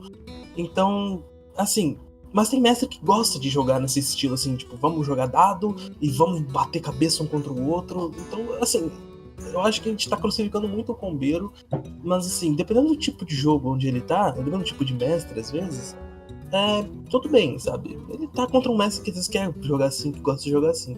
Então, das duas uma. Eu acho que o combeiro, ele nasce um desejo de se opor ao mestre, né, dele poder querer ser grandão, tipo, desejo de grandeza, e um outro de querer pegar, tipo, tá frustrado com alguma coisa que o mestre fez. Ou às vezes o mestre é muito mandão, muito, tipo, vai fazer assim, porque se tu sair da minha história, eu não quero, daí tu vai morrer se sair da minha história.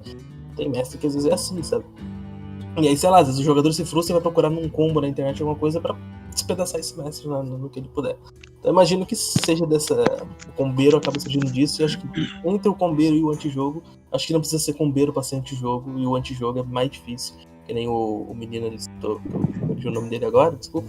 Mas a questão do antijogo, sabe? O jogador que vai evitar toda a cena que tu quer, vai evitar toda a hora que tu quer fazer. Esse jogador é pior que o combeiro. Ele é pior. Ou às vezes ele é o combeiro também. Mas são os dois. O pior é se ele tiver os dois poderes, não. Se ele também conhece dos combos, aí exato, ele vai saber se impor a chatice mais ainda. Mas assim, tem gente que realmente gosta. Principalmente eu acho que antigamente o RPG era muito mais focado nisso também. Depois do Vampiro mesmo, que esse tipo de jogo mais focado no roleplay mesmo, na interpretação, acho que começou a ficar um pouco mais famoso. Eu não sou tão antigo assim, mas o que eu escuto falar das gerações antigas é que era realmente dungeons e dungeons de batalha e loots no final, e era isso. Então, tipo, o pessoal gosta muito, principalmente o pessoal da velha guarda do D&D. Então, realmente, o combo em si não é o problema é a atitude tóxica no jogo. O próprio criador do D&D, desculpa te interromper rapidinho, Miguel, ele, se eu não me engano, ele tinha esse pensamento um pouco assim, tipo, de ser mais um loot, que nem tu comentou agora, das dungeons, por isso que as origens do D&D, elas são mais assim mesmo. Um negócio mais mecânico e menos roleplay, menos... E começou muito lá pela época dos anos 40, 60, começou muito pelos jogos de tabuleiro, os Warframe, assim, começou assim, e foi indo, depois chegou mais ali pela época dos anos 80, ali, 70, 80, que começou o D&D, né, que foi o pioneiro. Então veio muito o AD&D, enfim, veio muito de umas regras meio fixas, assim, tipo um jogo de tabuleiro, um negócio, meio que surgiu a ideia, foi combate, né, peleia, luta e uma recompensa no final. Aí com o tempo, obviamente, evoluiu muito, né? Tanto que hoje às vezes não tem nem dado, e tu acaba jogando um RPG melhor do que tu combate com dado. Então evoluiu muito também para esse lado. Mas claro que alguns acabam preferindo um combate, alguma coisa, outra coisa. Então tem N formas de N RPG, N estilos, né? Tu pode aderir, mas que isso começou realmente por... tipo, essa linha de jogo de tabuleiro que transformou e teve muito combate, foi a base, né? Essa é a prova que a RPG é uma arte, né? Não pode ter muito combate, mas precisa ter combate. Não tem que ter só encenação, mas tem que ter encenação. É a arte da dosagem. Eu também prefiro equilíbrio. Também prefiro equilíbrio do que uma focada só nisso ou naquilo. Você não vai receber uma receita de como mestrar. Mestrar é tentativa e erro. É você encontrar aonde está a sua zona de conforto, você sair de você e conseguir imaginar e interpretar os personagens e convencer aqueles que lhe cercam por horas e horas, tipo 4 horas, a eles observar e imaginar o que está dentro da sua mente e distraí-los com essa história. Por isso que a RPG é uma coisa fascinante, é você trabalhar com um sentimento. É você ver que um jogador, ele vai te olhar com um certo ódio porque você está interpretando um vilão. Mas depois ele vai te olhar com uma cara de felicidade quando você for aquele NPC engraçado que faz todo mundo rir. Ao mesmo tempo ele pode olhar com um certo charme porque você tá sendo aquela mulher sedutora, aquela meretriz que tá levando ele pra algum local. Então assim, você vê que os jogadores, os sentimentos deles, as expressões mudam de acordo com quem você tá encenando. E você vê que em questão de horas, o cara te odeia, te ama, te deseja, quer te trucidar e quer você como melhor amigo. É incrível, por isso que a RPG é algo tão fascinante no meu ponto de vista. Só que eu tô muito interessado pela a ideia total que você tá tendo, Renchan. Porque, infelizmente, o podcast não tem como ver os rostos. Mas o que você tá conseguindo absorver de tudo isso? Que eu vejo a sua dedicação ocular nessa conversa que estamos tendo. Não, eu tô meio que perdendo o cabaço, né, da coisa. Tô, tipo, vendo uma perspectiva de mais de uma pessoa aí que já narrou e tal. E, tipo, eu sou como observador mesmo. Só que eu tenho uma coisa, não sei se isso tem algum valor e tal, mas eu citei aqui enquanto o rapaz, esqueci o nome, estava falando, que é o seguinte, é o Hidora, e é o antigo método Stanislavski, que é basicamente o seguinte, esse cara é um ator antigo, ele escreveu alguns livros sobre atuação, e ele tem uma técnica interessante, que é basicamente, por exemplo, você, tanto como narrador ou quanto como jogador, você imaginar o seu personagem, tipo assim, coisas corriqueiras, tipo assim, hoje você tá na taverna, você acordou, a mulher da taverna colocou alguma coisa a mais na sua conta pra você pagar. Ou você pisou num espinho no caminho, ou você brigou com seu namorado, tipo assim, coisa boba. Você realmente entrar, você fazer um cotidiano da coisa, se você imaginar, você realmente se colocar assim em stand-by, isso pode ajudar. Tem um mito aí, eu não sei se isso é verdade, mas foi muito falado que o Anthony Hopkins, quando ele estava fazendo o Hannibal, ele levou tão a sério esse método que ele apagava as luzes ali, as câmeras, e o cara ainda era Hannibal. Tipo assim, ele ficou 5 anos de tratamento psicológico, porque tava pesada a coisa na cabeça dele. Caraca. Mas lógico que não precisa de um extremo desse, mas é algo que provavelmente deve ajudar bastante no RPG. Ajuda. Sim, é porque, tipo assim, você tem que imaginar, né, quando você tá narrando RPG, tipo assim, você olha o mundo à sua volta, você, né, você é um personagem desse mundo. Então você vê o tanto de coisa que acontece à sua volta, né, em paralelo, tipo assim, você vê que você não é um ponto importante do mundo, você é só mais um, mas você sabe que tudo acontece, toda uma vida à sua volta. Então, tipo assim, é legal quando você consegue colocar isso no RPG. Você vê, tipo assim, seu personagem tá caminhando pela rua ali, você não tá simplesmente indo pra algum lugar, mas tem toda uma coisa acontecendo à volta daquilo ali. Tipo, crianças brincando, pessoas brigando na rua, pessoas discutindo, pessoas que estão ali simplesmente estão caminhando também. Assim, se o tempo tá bonito, se o tempo tá feio. Tipo assim, velho, tem tanta coisa pra você colocar na ambientação do jogo, que se você se limita ao fast forward, tipo assim, meu personagem vocês estão indo pra lá, gente? Tá, estão indo. Então, vocês chegaram lá, pronto, velho. Olha o tanto de coisa que você matou nessa caminhada. Por isso que eu nunca usei, sempre odiei a perícia, que agora não tá mais no D&D 5.0, que é obter informação. Eu quero saber tal coisa? Rola um D20 e você gasta agora 3D6 PO e você já descobriu depois de 24 horas. Cara, conversa com o mendigo, vê umas crianças na rua, troca ideia na tabela, pega informação no roleplay. Tem tantos NPCs ricos pra isso, não rola um dado e você descobriu.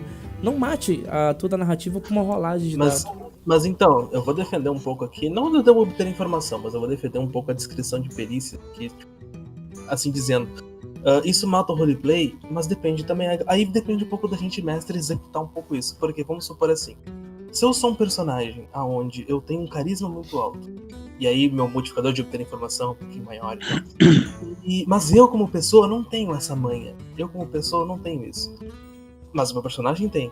Como é que eu como pessoa vou conseguir interpretar isso? Eu às vezes não consigo. Como é que eu vou interpretar um cara que tem uma artimanha, uma lábia, sendo que eu não sou assim? Mas eu quero interpretar um personagem assim, eu quero que o meu personagem seja assim. Aí vem a perícia. Mas aí também não tem que ser tipo assim, tá, rola o dado e você conseguiu. Rola o dado, tá, mas como você fez? Como você foi? E cria a cena a partir daí, a partir do resultado que ele teve nessa perícia, por exemplo. Acho que dá pra casar um pouco. Nesse caso, o dado vai ser só pra não ser aleatório. É pra não ser aleatório, ao invés ele vai rolar pro... Eu tô falando que, tipo, às vezes isso a gente tem que lembrar que tudo bem, a gente entra num personagem, mas às vezes as nossas capacidades não são, tipo, o que esse personagem tem. Entende? Eu concordo plenamente. Não, eu sei. Eu concordo com isso também. E eu não sou, sabe? Eu não sou tão inteligente, eu não sei tanto matemática que nem um personagem sabe. Que nem eu já fiz um personagem com o Jojo, que ele era um gênio de ciência e química, mas eu sou horrível em ciência e química, sabe? Mas o personagem sabia. Então, o que eu faria nesse momento? Eu tinha que tirar de mim? Ou daí eu tinha que rolar esse teste pra poder pegar uma ajuda, às vezes, do mestre, alguma coisa, pra ver se eu conseguir fazer alguma coisa. Então, a gente tem que saber casar, sabe? Essa parte da experiência. O mestre tem que saber muito bem conduzir esse tipo de coisa. Saber ponderar. Sim, mas aí é essa parte que eu falo da ambientação, entendeu? Tipo assim, quando o teu jogo tem ambientação, isso te favorece. Tipo assim, você vai fazer uma rolagem do dado e eu posso criar uma situação em algum momento que o seu teste vai estar valendo, entendeu? Tipo assim, aí... É porque, tipo assim, é a mesma coisa, eu tô jogando com um mago. Em um certo nível, eu já vou estar com meus 30 de inteligência. Velho, pessoas comuns têm 12 de inteligência, 13. Às vezes nem isso, né? Oito. Não, Velho, meu 12 personagem oito. tem, não. meu personagem tem 30, velho. Como é que eu vou interpretar, velho? 30 de inteligência, velho. Tipo, o cara tem tanta inteligência, às vezes o cara tem tanta lábia, tipo assim, 30 de carisma, 40. Velho, o cara consegue, tipo assim, eu poderia enfiar o meu braço no seu rabo e tirar. Tipo assim, velho, o cara deixa, velho. Não tem lógica. Então, velho, tem coisas... Tipo, se a gente parasse pra comparar 30 de inteligência, acho que nem o Einstein teria 30 de inteligência, sabe? Então, acredito Só o da gente. Compara 30 de força. Compara 30 de força e fala assim. Interpreta aí pra mim seus 30 de força, então. Não tem como não. Fica fazendo crossfit enquanto joga dado aí. Exatamente. Mas, tipo assim, porque eu falo, às vezes, né, o jogo tem que ter ambientação, entendeu? Ele tem que estar favorável pra pessoa interpretar. Tá certo que você não precisa de fazer a narrativa pra poder favorecer a pessoa. Você não precisa. Você dá os empurrãozinhos, assim, de levinho pra pessoa interpretar. Né? Tipo, Vocês já chegaram a ler o livro, aquela coleção, enfim, O Nome do Vento? Eu tenho ele, tá na minha lista. Do bardo que ele aprendeu o idioma. Vocês que são fãs de ser mestre, gostam mais do que... Cara, tu pega um livro desse, a tua narrativa vai mudar gigantesco. Porque ele pega, assim, uma situação, então você tá chegando naquela cabana ao final da tarde... A noite começa a chegar, você vê as madeiras ringindo lá no interior, pessoas falam. Então ele dá toda uma descrição bem rica de um cenário, um momento, que às vezes parece que tu tá visualizando, sabe, a refeição, o momento, e fica muito detalhado. Então isso daí enriquece muito, tanto para quem joga, né, mas principalmente para quem narra. Então, se for ler, tem dois. O primeiro eu li, o segundo eu não li, mas é o Nome do Vento e o Temor do Sábio, que é o segundo. Eu tenho a saga completa aqui, tá? Eu vou ler esse ano ainda. Esse livro todo mundo fala muito bem dele. Você comentou de descrição, tipo assim, eu não sei se você já tiver a oportunidade de ler os romances de clãs do sistema de vampiro, né? Tem os livros de jogo, mas tem os romances de clã também.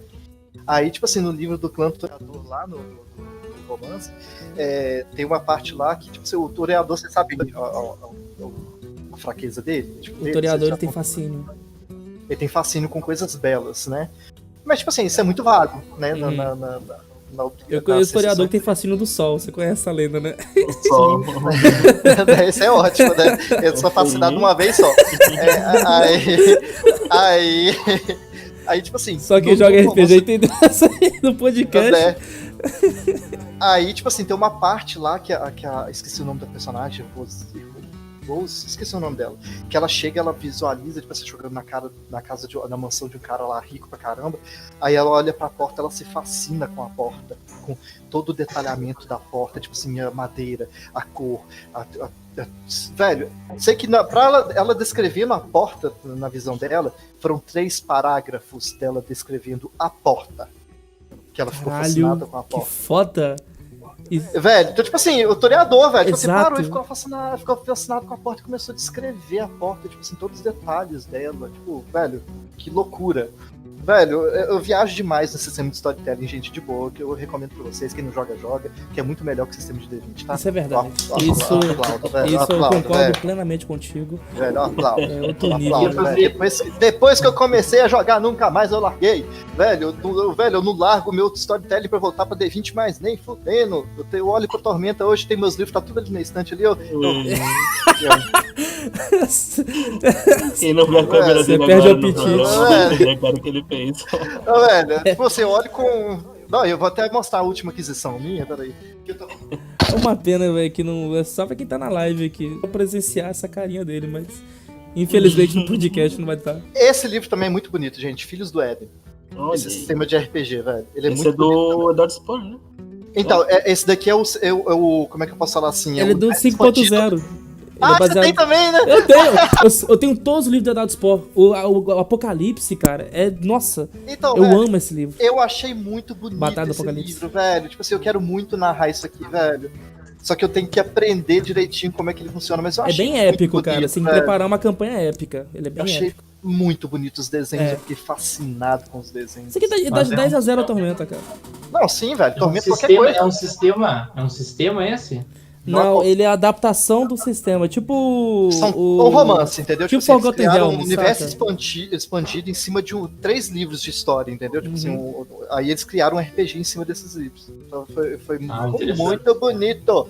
Ficou muito bonito. Eu Ele é brasileiro, Jojo. atualmente... Ele é brasileiro, Jojo. É brasileiro. Então, brasileiro, velho, nossa, bonito demais, velho.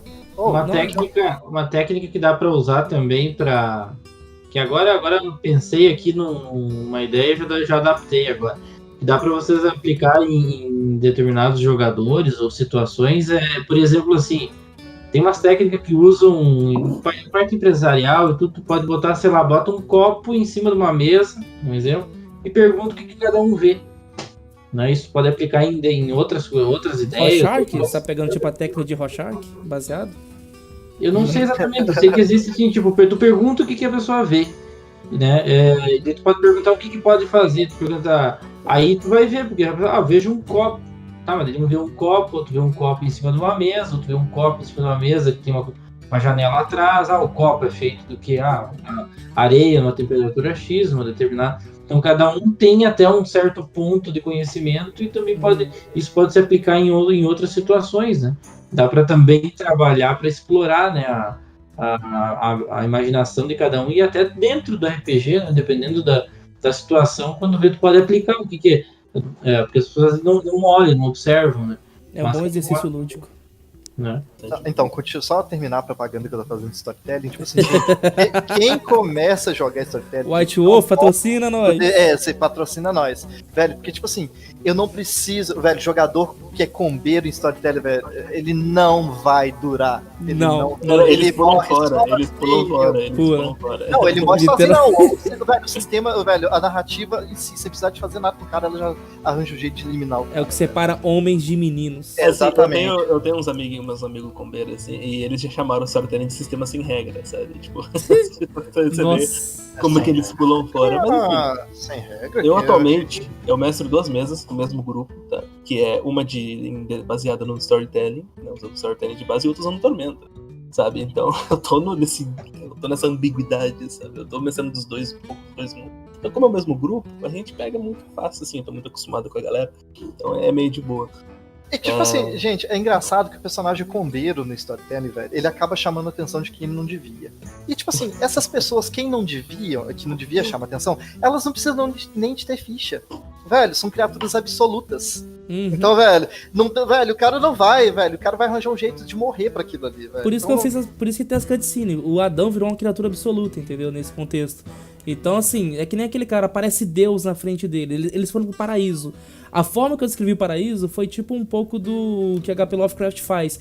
Você descreve só a base e deixa as pessoas criarem mentalmente, porque é um vislumbre tão perfeito que ele vai além da descrição básica por si só, as sensações e estímulos. Então você tem alguns nuances e o jogador ele cria o próprio paraíso. Porque o paraíso ele é bem subjetivo mesmo. E por conta dessas situações que eu incremento as cutscenes, porque o cara tá vendo Deus...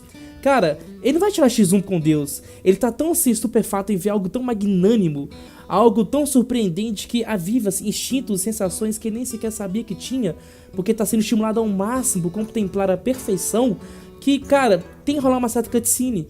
Porque o jogador ele vai se perder, o jogador vai estar tão ansioso pra querer ganhar poder, ganhar bênção e ganhar alguma coisa, que ele vai não levar em consideração o que o personagem dele tá sentindo.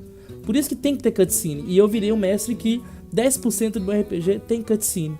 Tem que ter essa compreensão pro cara identificar algumas coisas. Ele não consegue reagir a tudo. Falando um pouco desse absoluto que você citou agora no D10, de fato, tem um dos nossos jogadores que a gente joga uma mesa de vampiro, mas ela é bem ocasional. E ele fez assim, ele fez um combinho, entre aspas, com vantagens, que ele pegou, e desvantagens também, que ele pegou meio que uma criada dele lá, que é uma lobisomem. Então, tipo, ele ganha muito, ele recupera muito ponto de sangue. Eu não sei muito o sistema, tá, gente? Desculpa, assim, eu só jogo mesmo. O D10 eu só uso o sistema dos dados mesmo. Ela é o rebanho dele? Ele se alimenta do lobisomem? O universo o rebanho, tipo o rebanho. Só que, tipo assim, o mestre que tá lançando pra nós, ele foi muito inteligente e ele botou aquela identidade que se eu errar o nome aqui, o Tintin me desculpa, tá? Eu sou meio ignorante nessa parte tudo. Mas acho que a Hirne, que é uma identidade dos rebanhos lobisomens, é Gaia, não? Tá no nosso pé, tá no nosso encalço. É porque tem... Isso, a Wyrm. E assim, e não tem. Wyrm. E cara, e não tem combo que salva, sacou? Porque é uma entidade te seguindo. Não tem, não vai ter uma regra ali que vai dizer, não, mas aqui na ficha aqui diz que eu tenho aqui o Douro de Wyrm e eu não vou ficar matando de Wyrm. Não tem, sacou? Não, e tipo assim, atrás de um lobisomem sempre tem um. Como é que chama? O totem, o animal totem deles, esses negócios. É o totem, acho que é o totem. Sempre tem uma criatura muito enorme atrás deles, né? E quanto mais forte os lobisomens são, mais esse totem é poderoso. Então, velho, quando você mexe com o lobisomem, você não tá mexendo só com um, você tá mexendo com a tribo dele inteirinha e com o totem dele.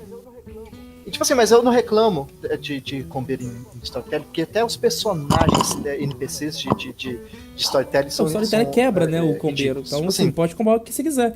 Mas uma bala na sua cabeça é uma bala na sua cabeça. Acabou. Sim, o seu personagem ele pode ser forte o que for, que ele não é indestrutível. É o Game of Thrones, uma faca enferrujada te dá tétano, você morre dependendo do personagem. Velho, velho, se eu chego um neófitozinho lá, velho, se ele te pegar, te arranjar o jeito de pegar você desprevenido, ele te consome numa só, velho. Você pode ser forte o que for, velho. O que for. Aí você vê, assim, as histórias do sistema de storytelling, velho. Você vê, tipo assim, igual uma que eu tinha lido recentemente lá, né, que eu acho muito legal, que é a Baba Yaga, né, que é uma bruxa que é cria de Abssimiliar, né, que é o antediluviano Nosferatu. Ela expulsa de um território lá da Rússia, esqueci o nome do lugar, ela expulsa todos os Garou de lá todos os lobisomens. E, tipo assim, só que ela tava numa exibição muito estrondosa do poder dela, porque ela realmente é muito poderosa. Aí chegou uma outra cria de Absimiad, foi lá e matou ela. Tipo, você tá derrubando, destruindo o equilíbrio. Foi lá, uma irmã foi lá e matou ela. Tipo assim, velho. Você tá vendo? Se entre eles, que são as topeiras, velho, eles mesmos se matam, você que é um fudido, não vai chegar alguém e vai te consumir, velho?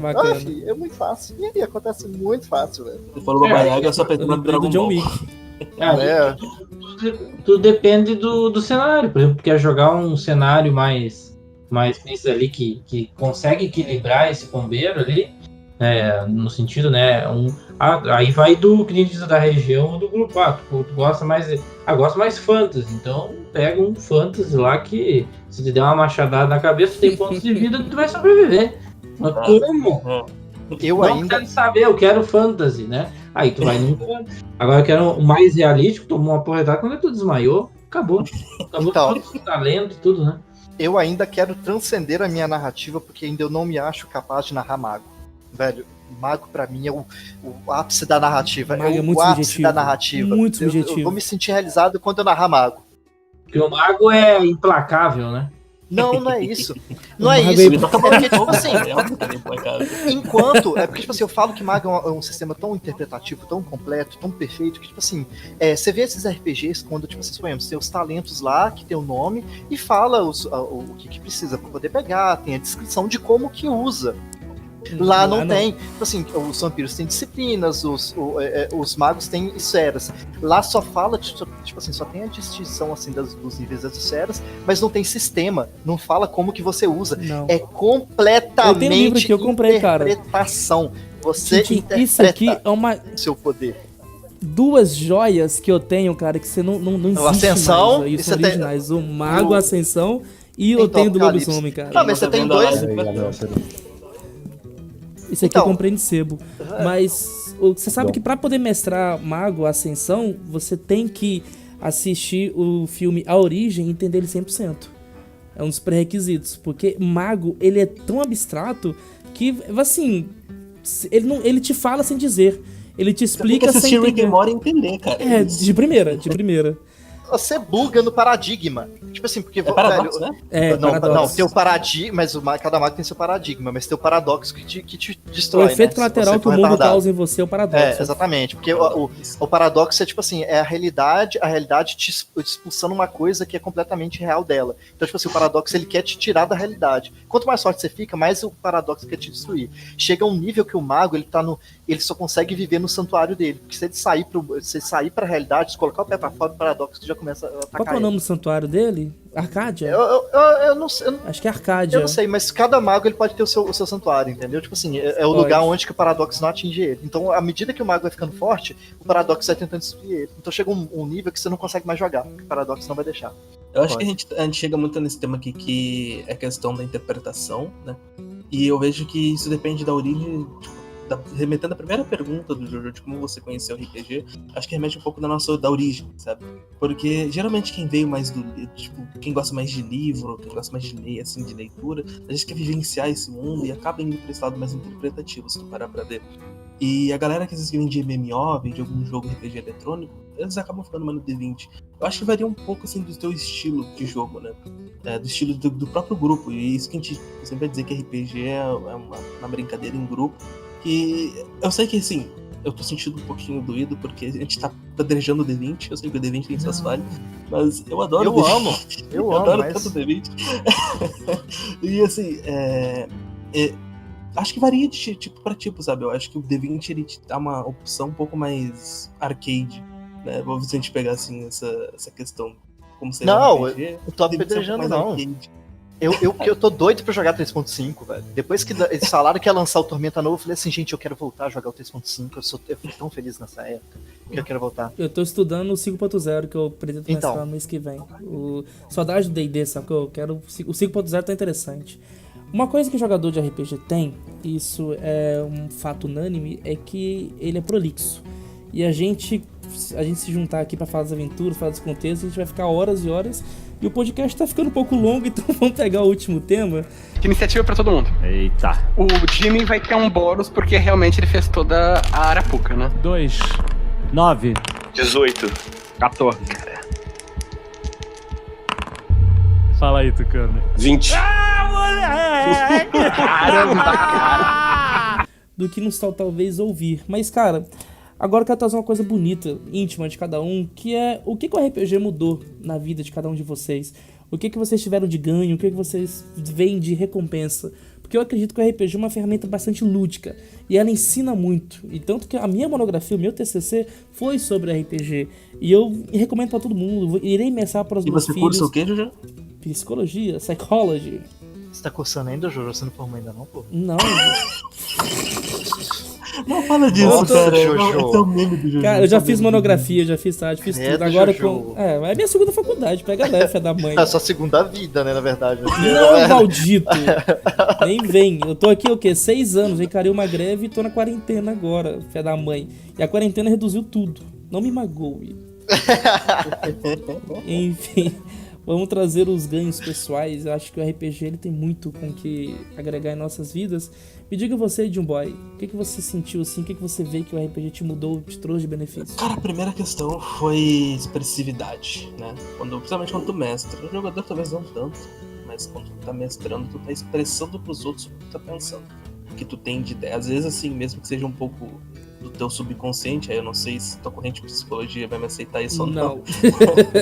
Sobre reviorista, pode ao caralho. Algo assim, algo mais consciente teu, que talvez tu não tenha pensado na hora, mas que tu acaba colocando ali, tipo, tu te expressas de uma maneira, as pessoas vêem tu se expressando, para fato de quando tu tá mestrando RPG, tu tem que falar muito, então me ajudou muito um pouco da minha dicção, ajudou muito a como conversar com as pessoas, sabe, conseguir falar, assim, uma outra.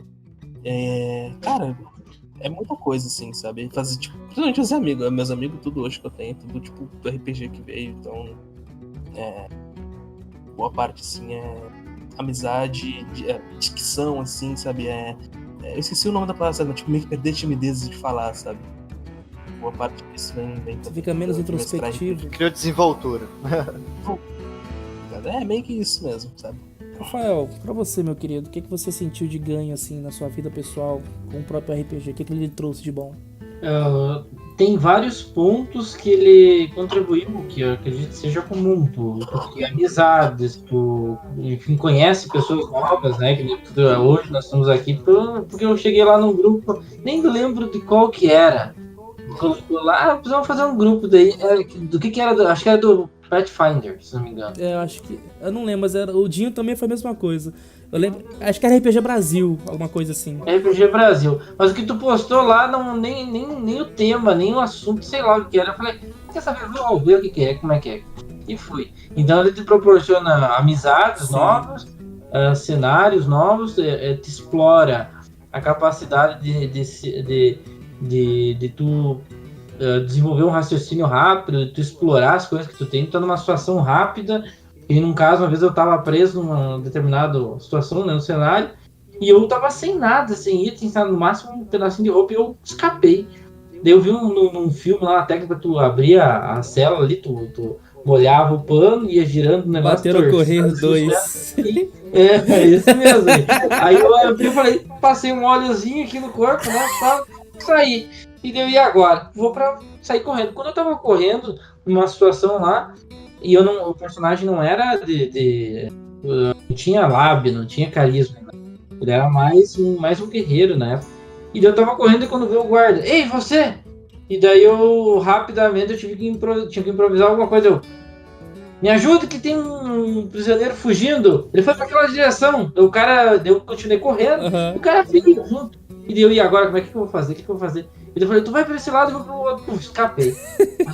Então, tipo assim, é uma coisa que tu tem que explorar. Às vezes o que tu tem, uma ideia rápida, às vezes não precisa nem... Se fosse lutar com ele, ali não tinha nada. Eu era tudo focado em...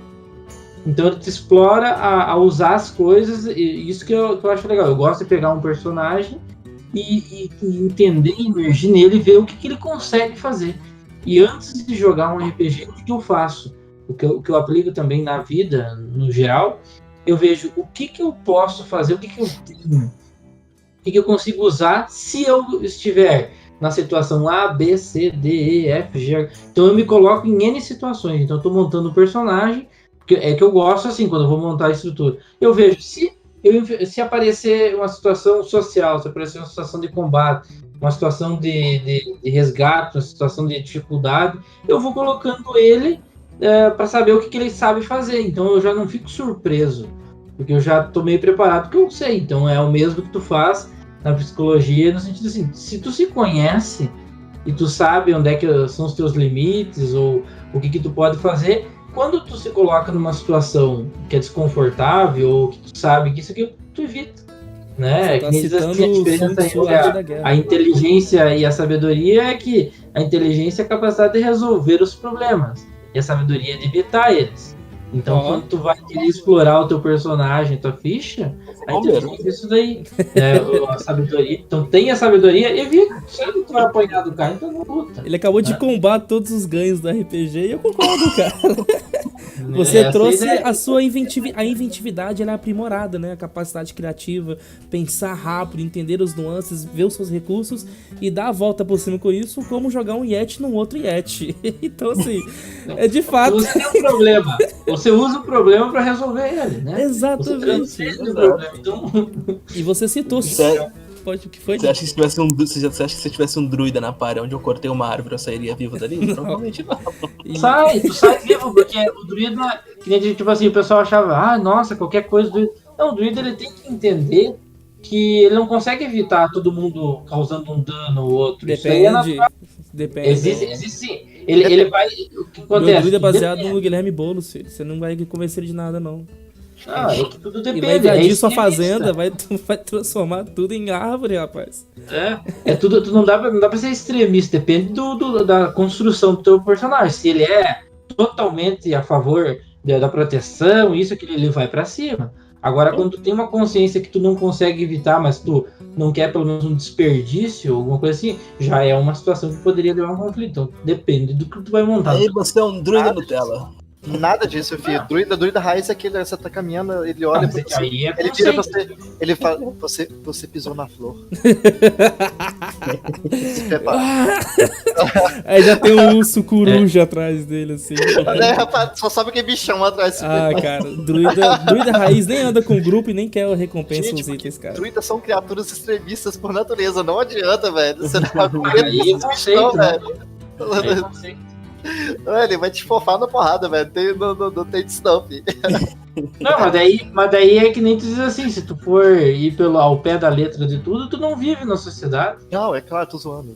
Sim. O Morinho, quero aqui um estudo psicológico sobre as ações de um druida. Nossa. Né? Sempre que eu lembro daquele quadrinho que eles fizeram numa Dragão Brasil, não sei se foi no Dragão Brasil, que tava alisando umas caricaturas da Lisandra, do Sandro, do Niel, do Toque, esse negócio aí.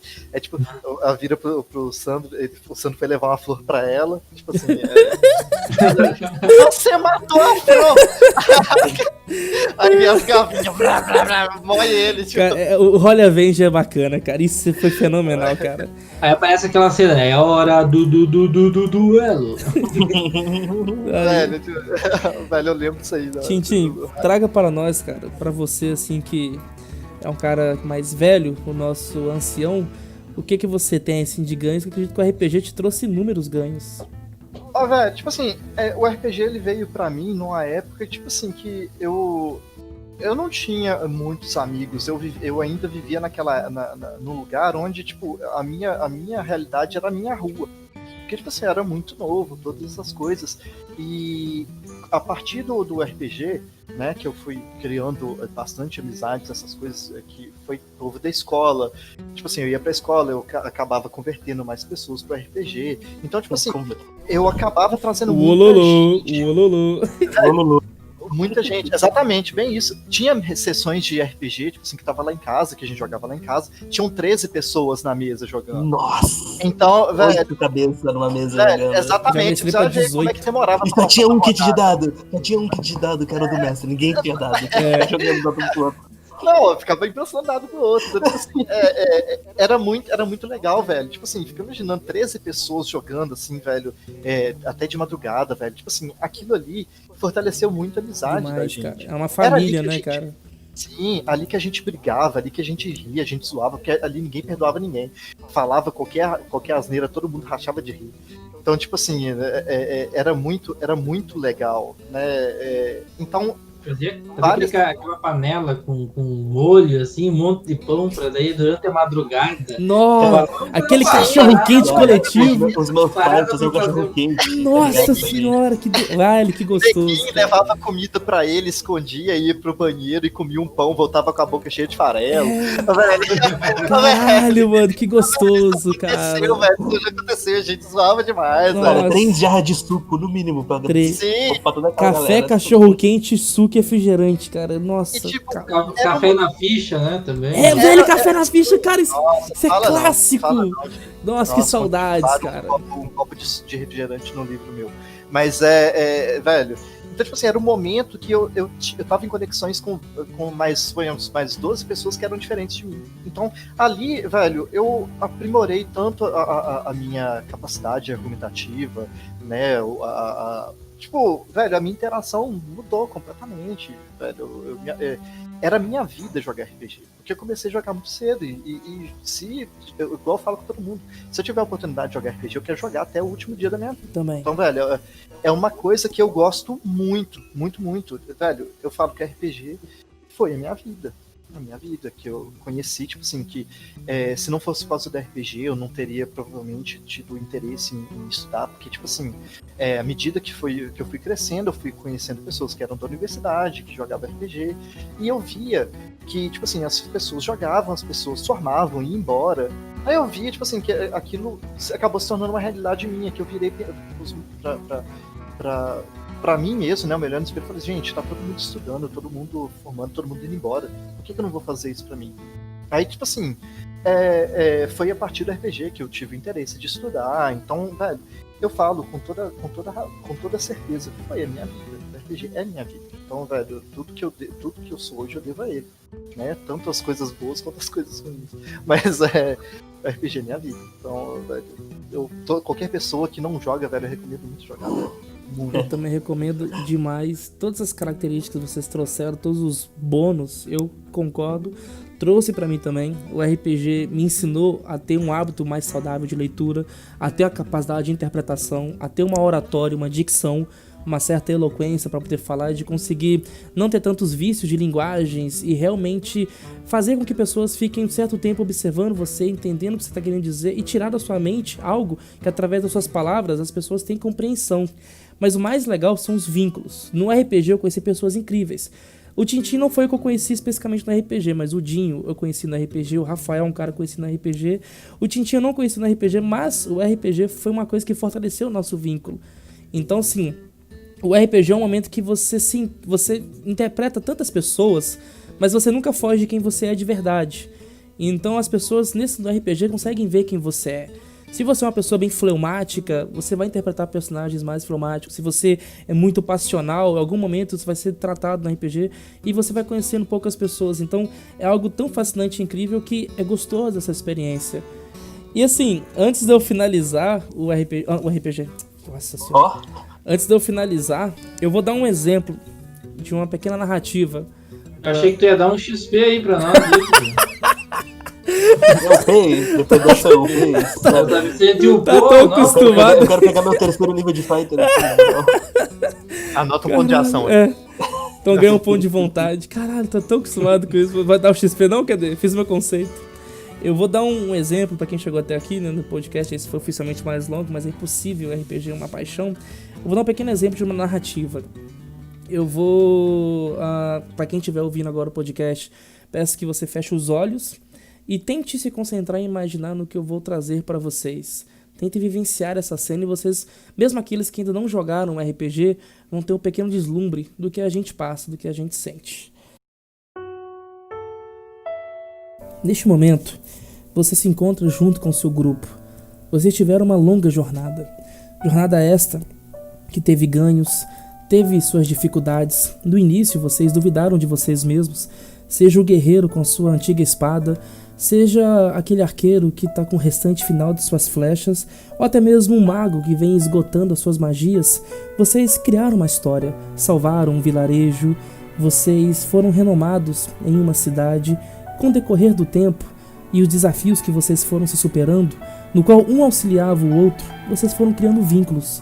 Vínculos esses que fizeram com que vocês deixassem de ser apenas um grupo e se tornaram uma família. O guerreiro muitas vezes foi a linha de frente crucial para derrotar o inimigo.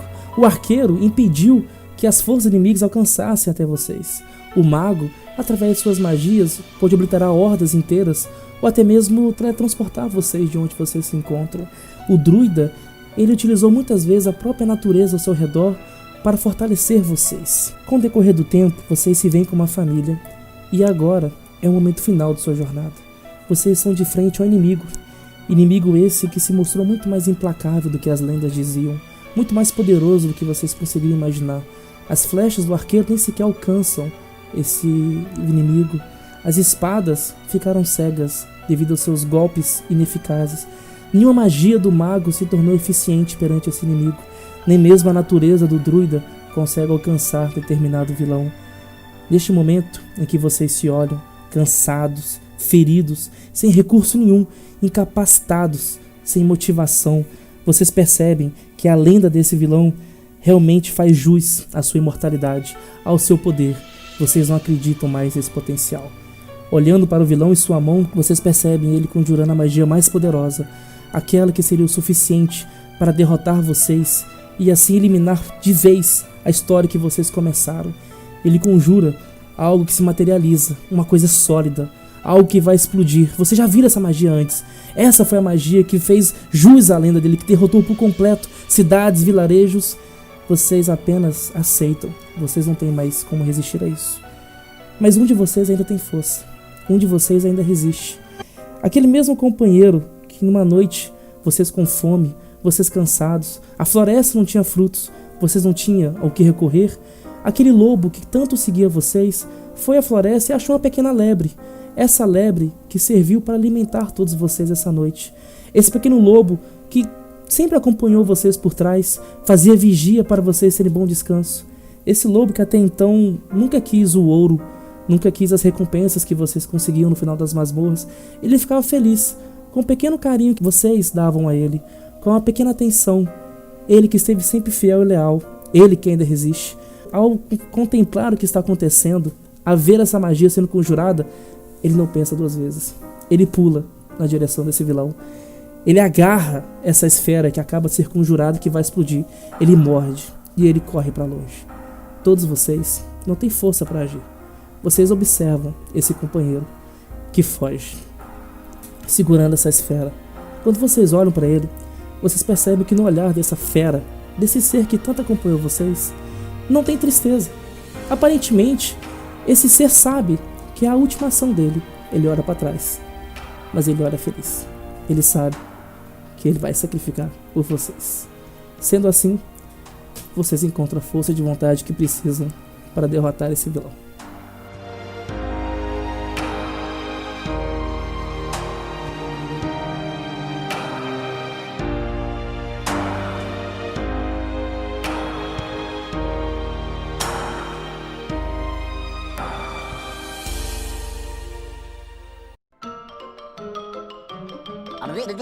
That's all, folks.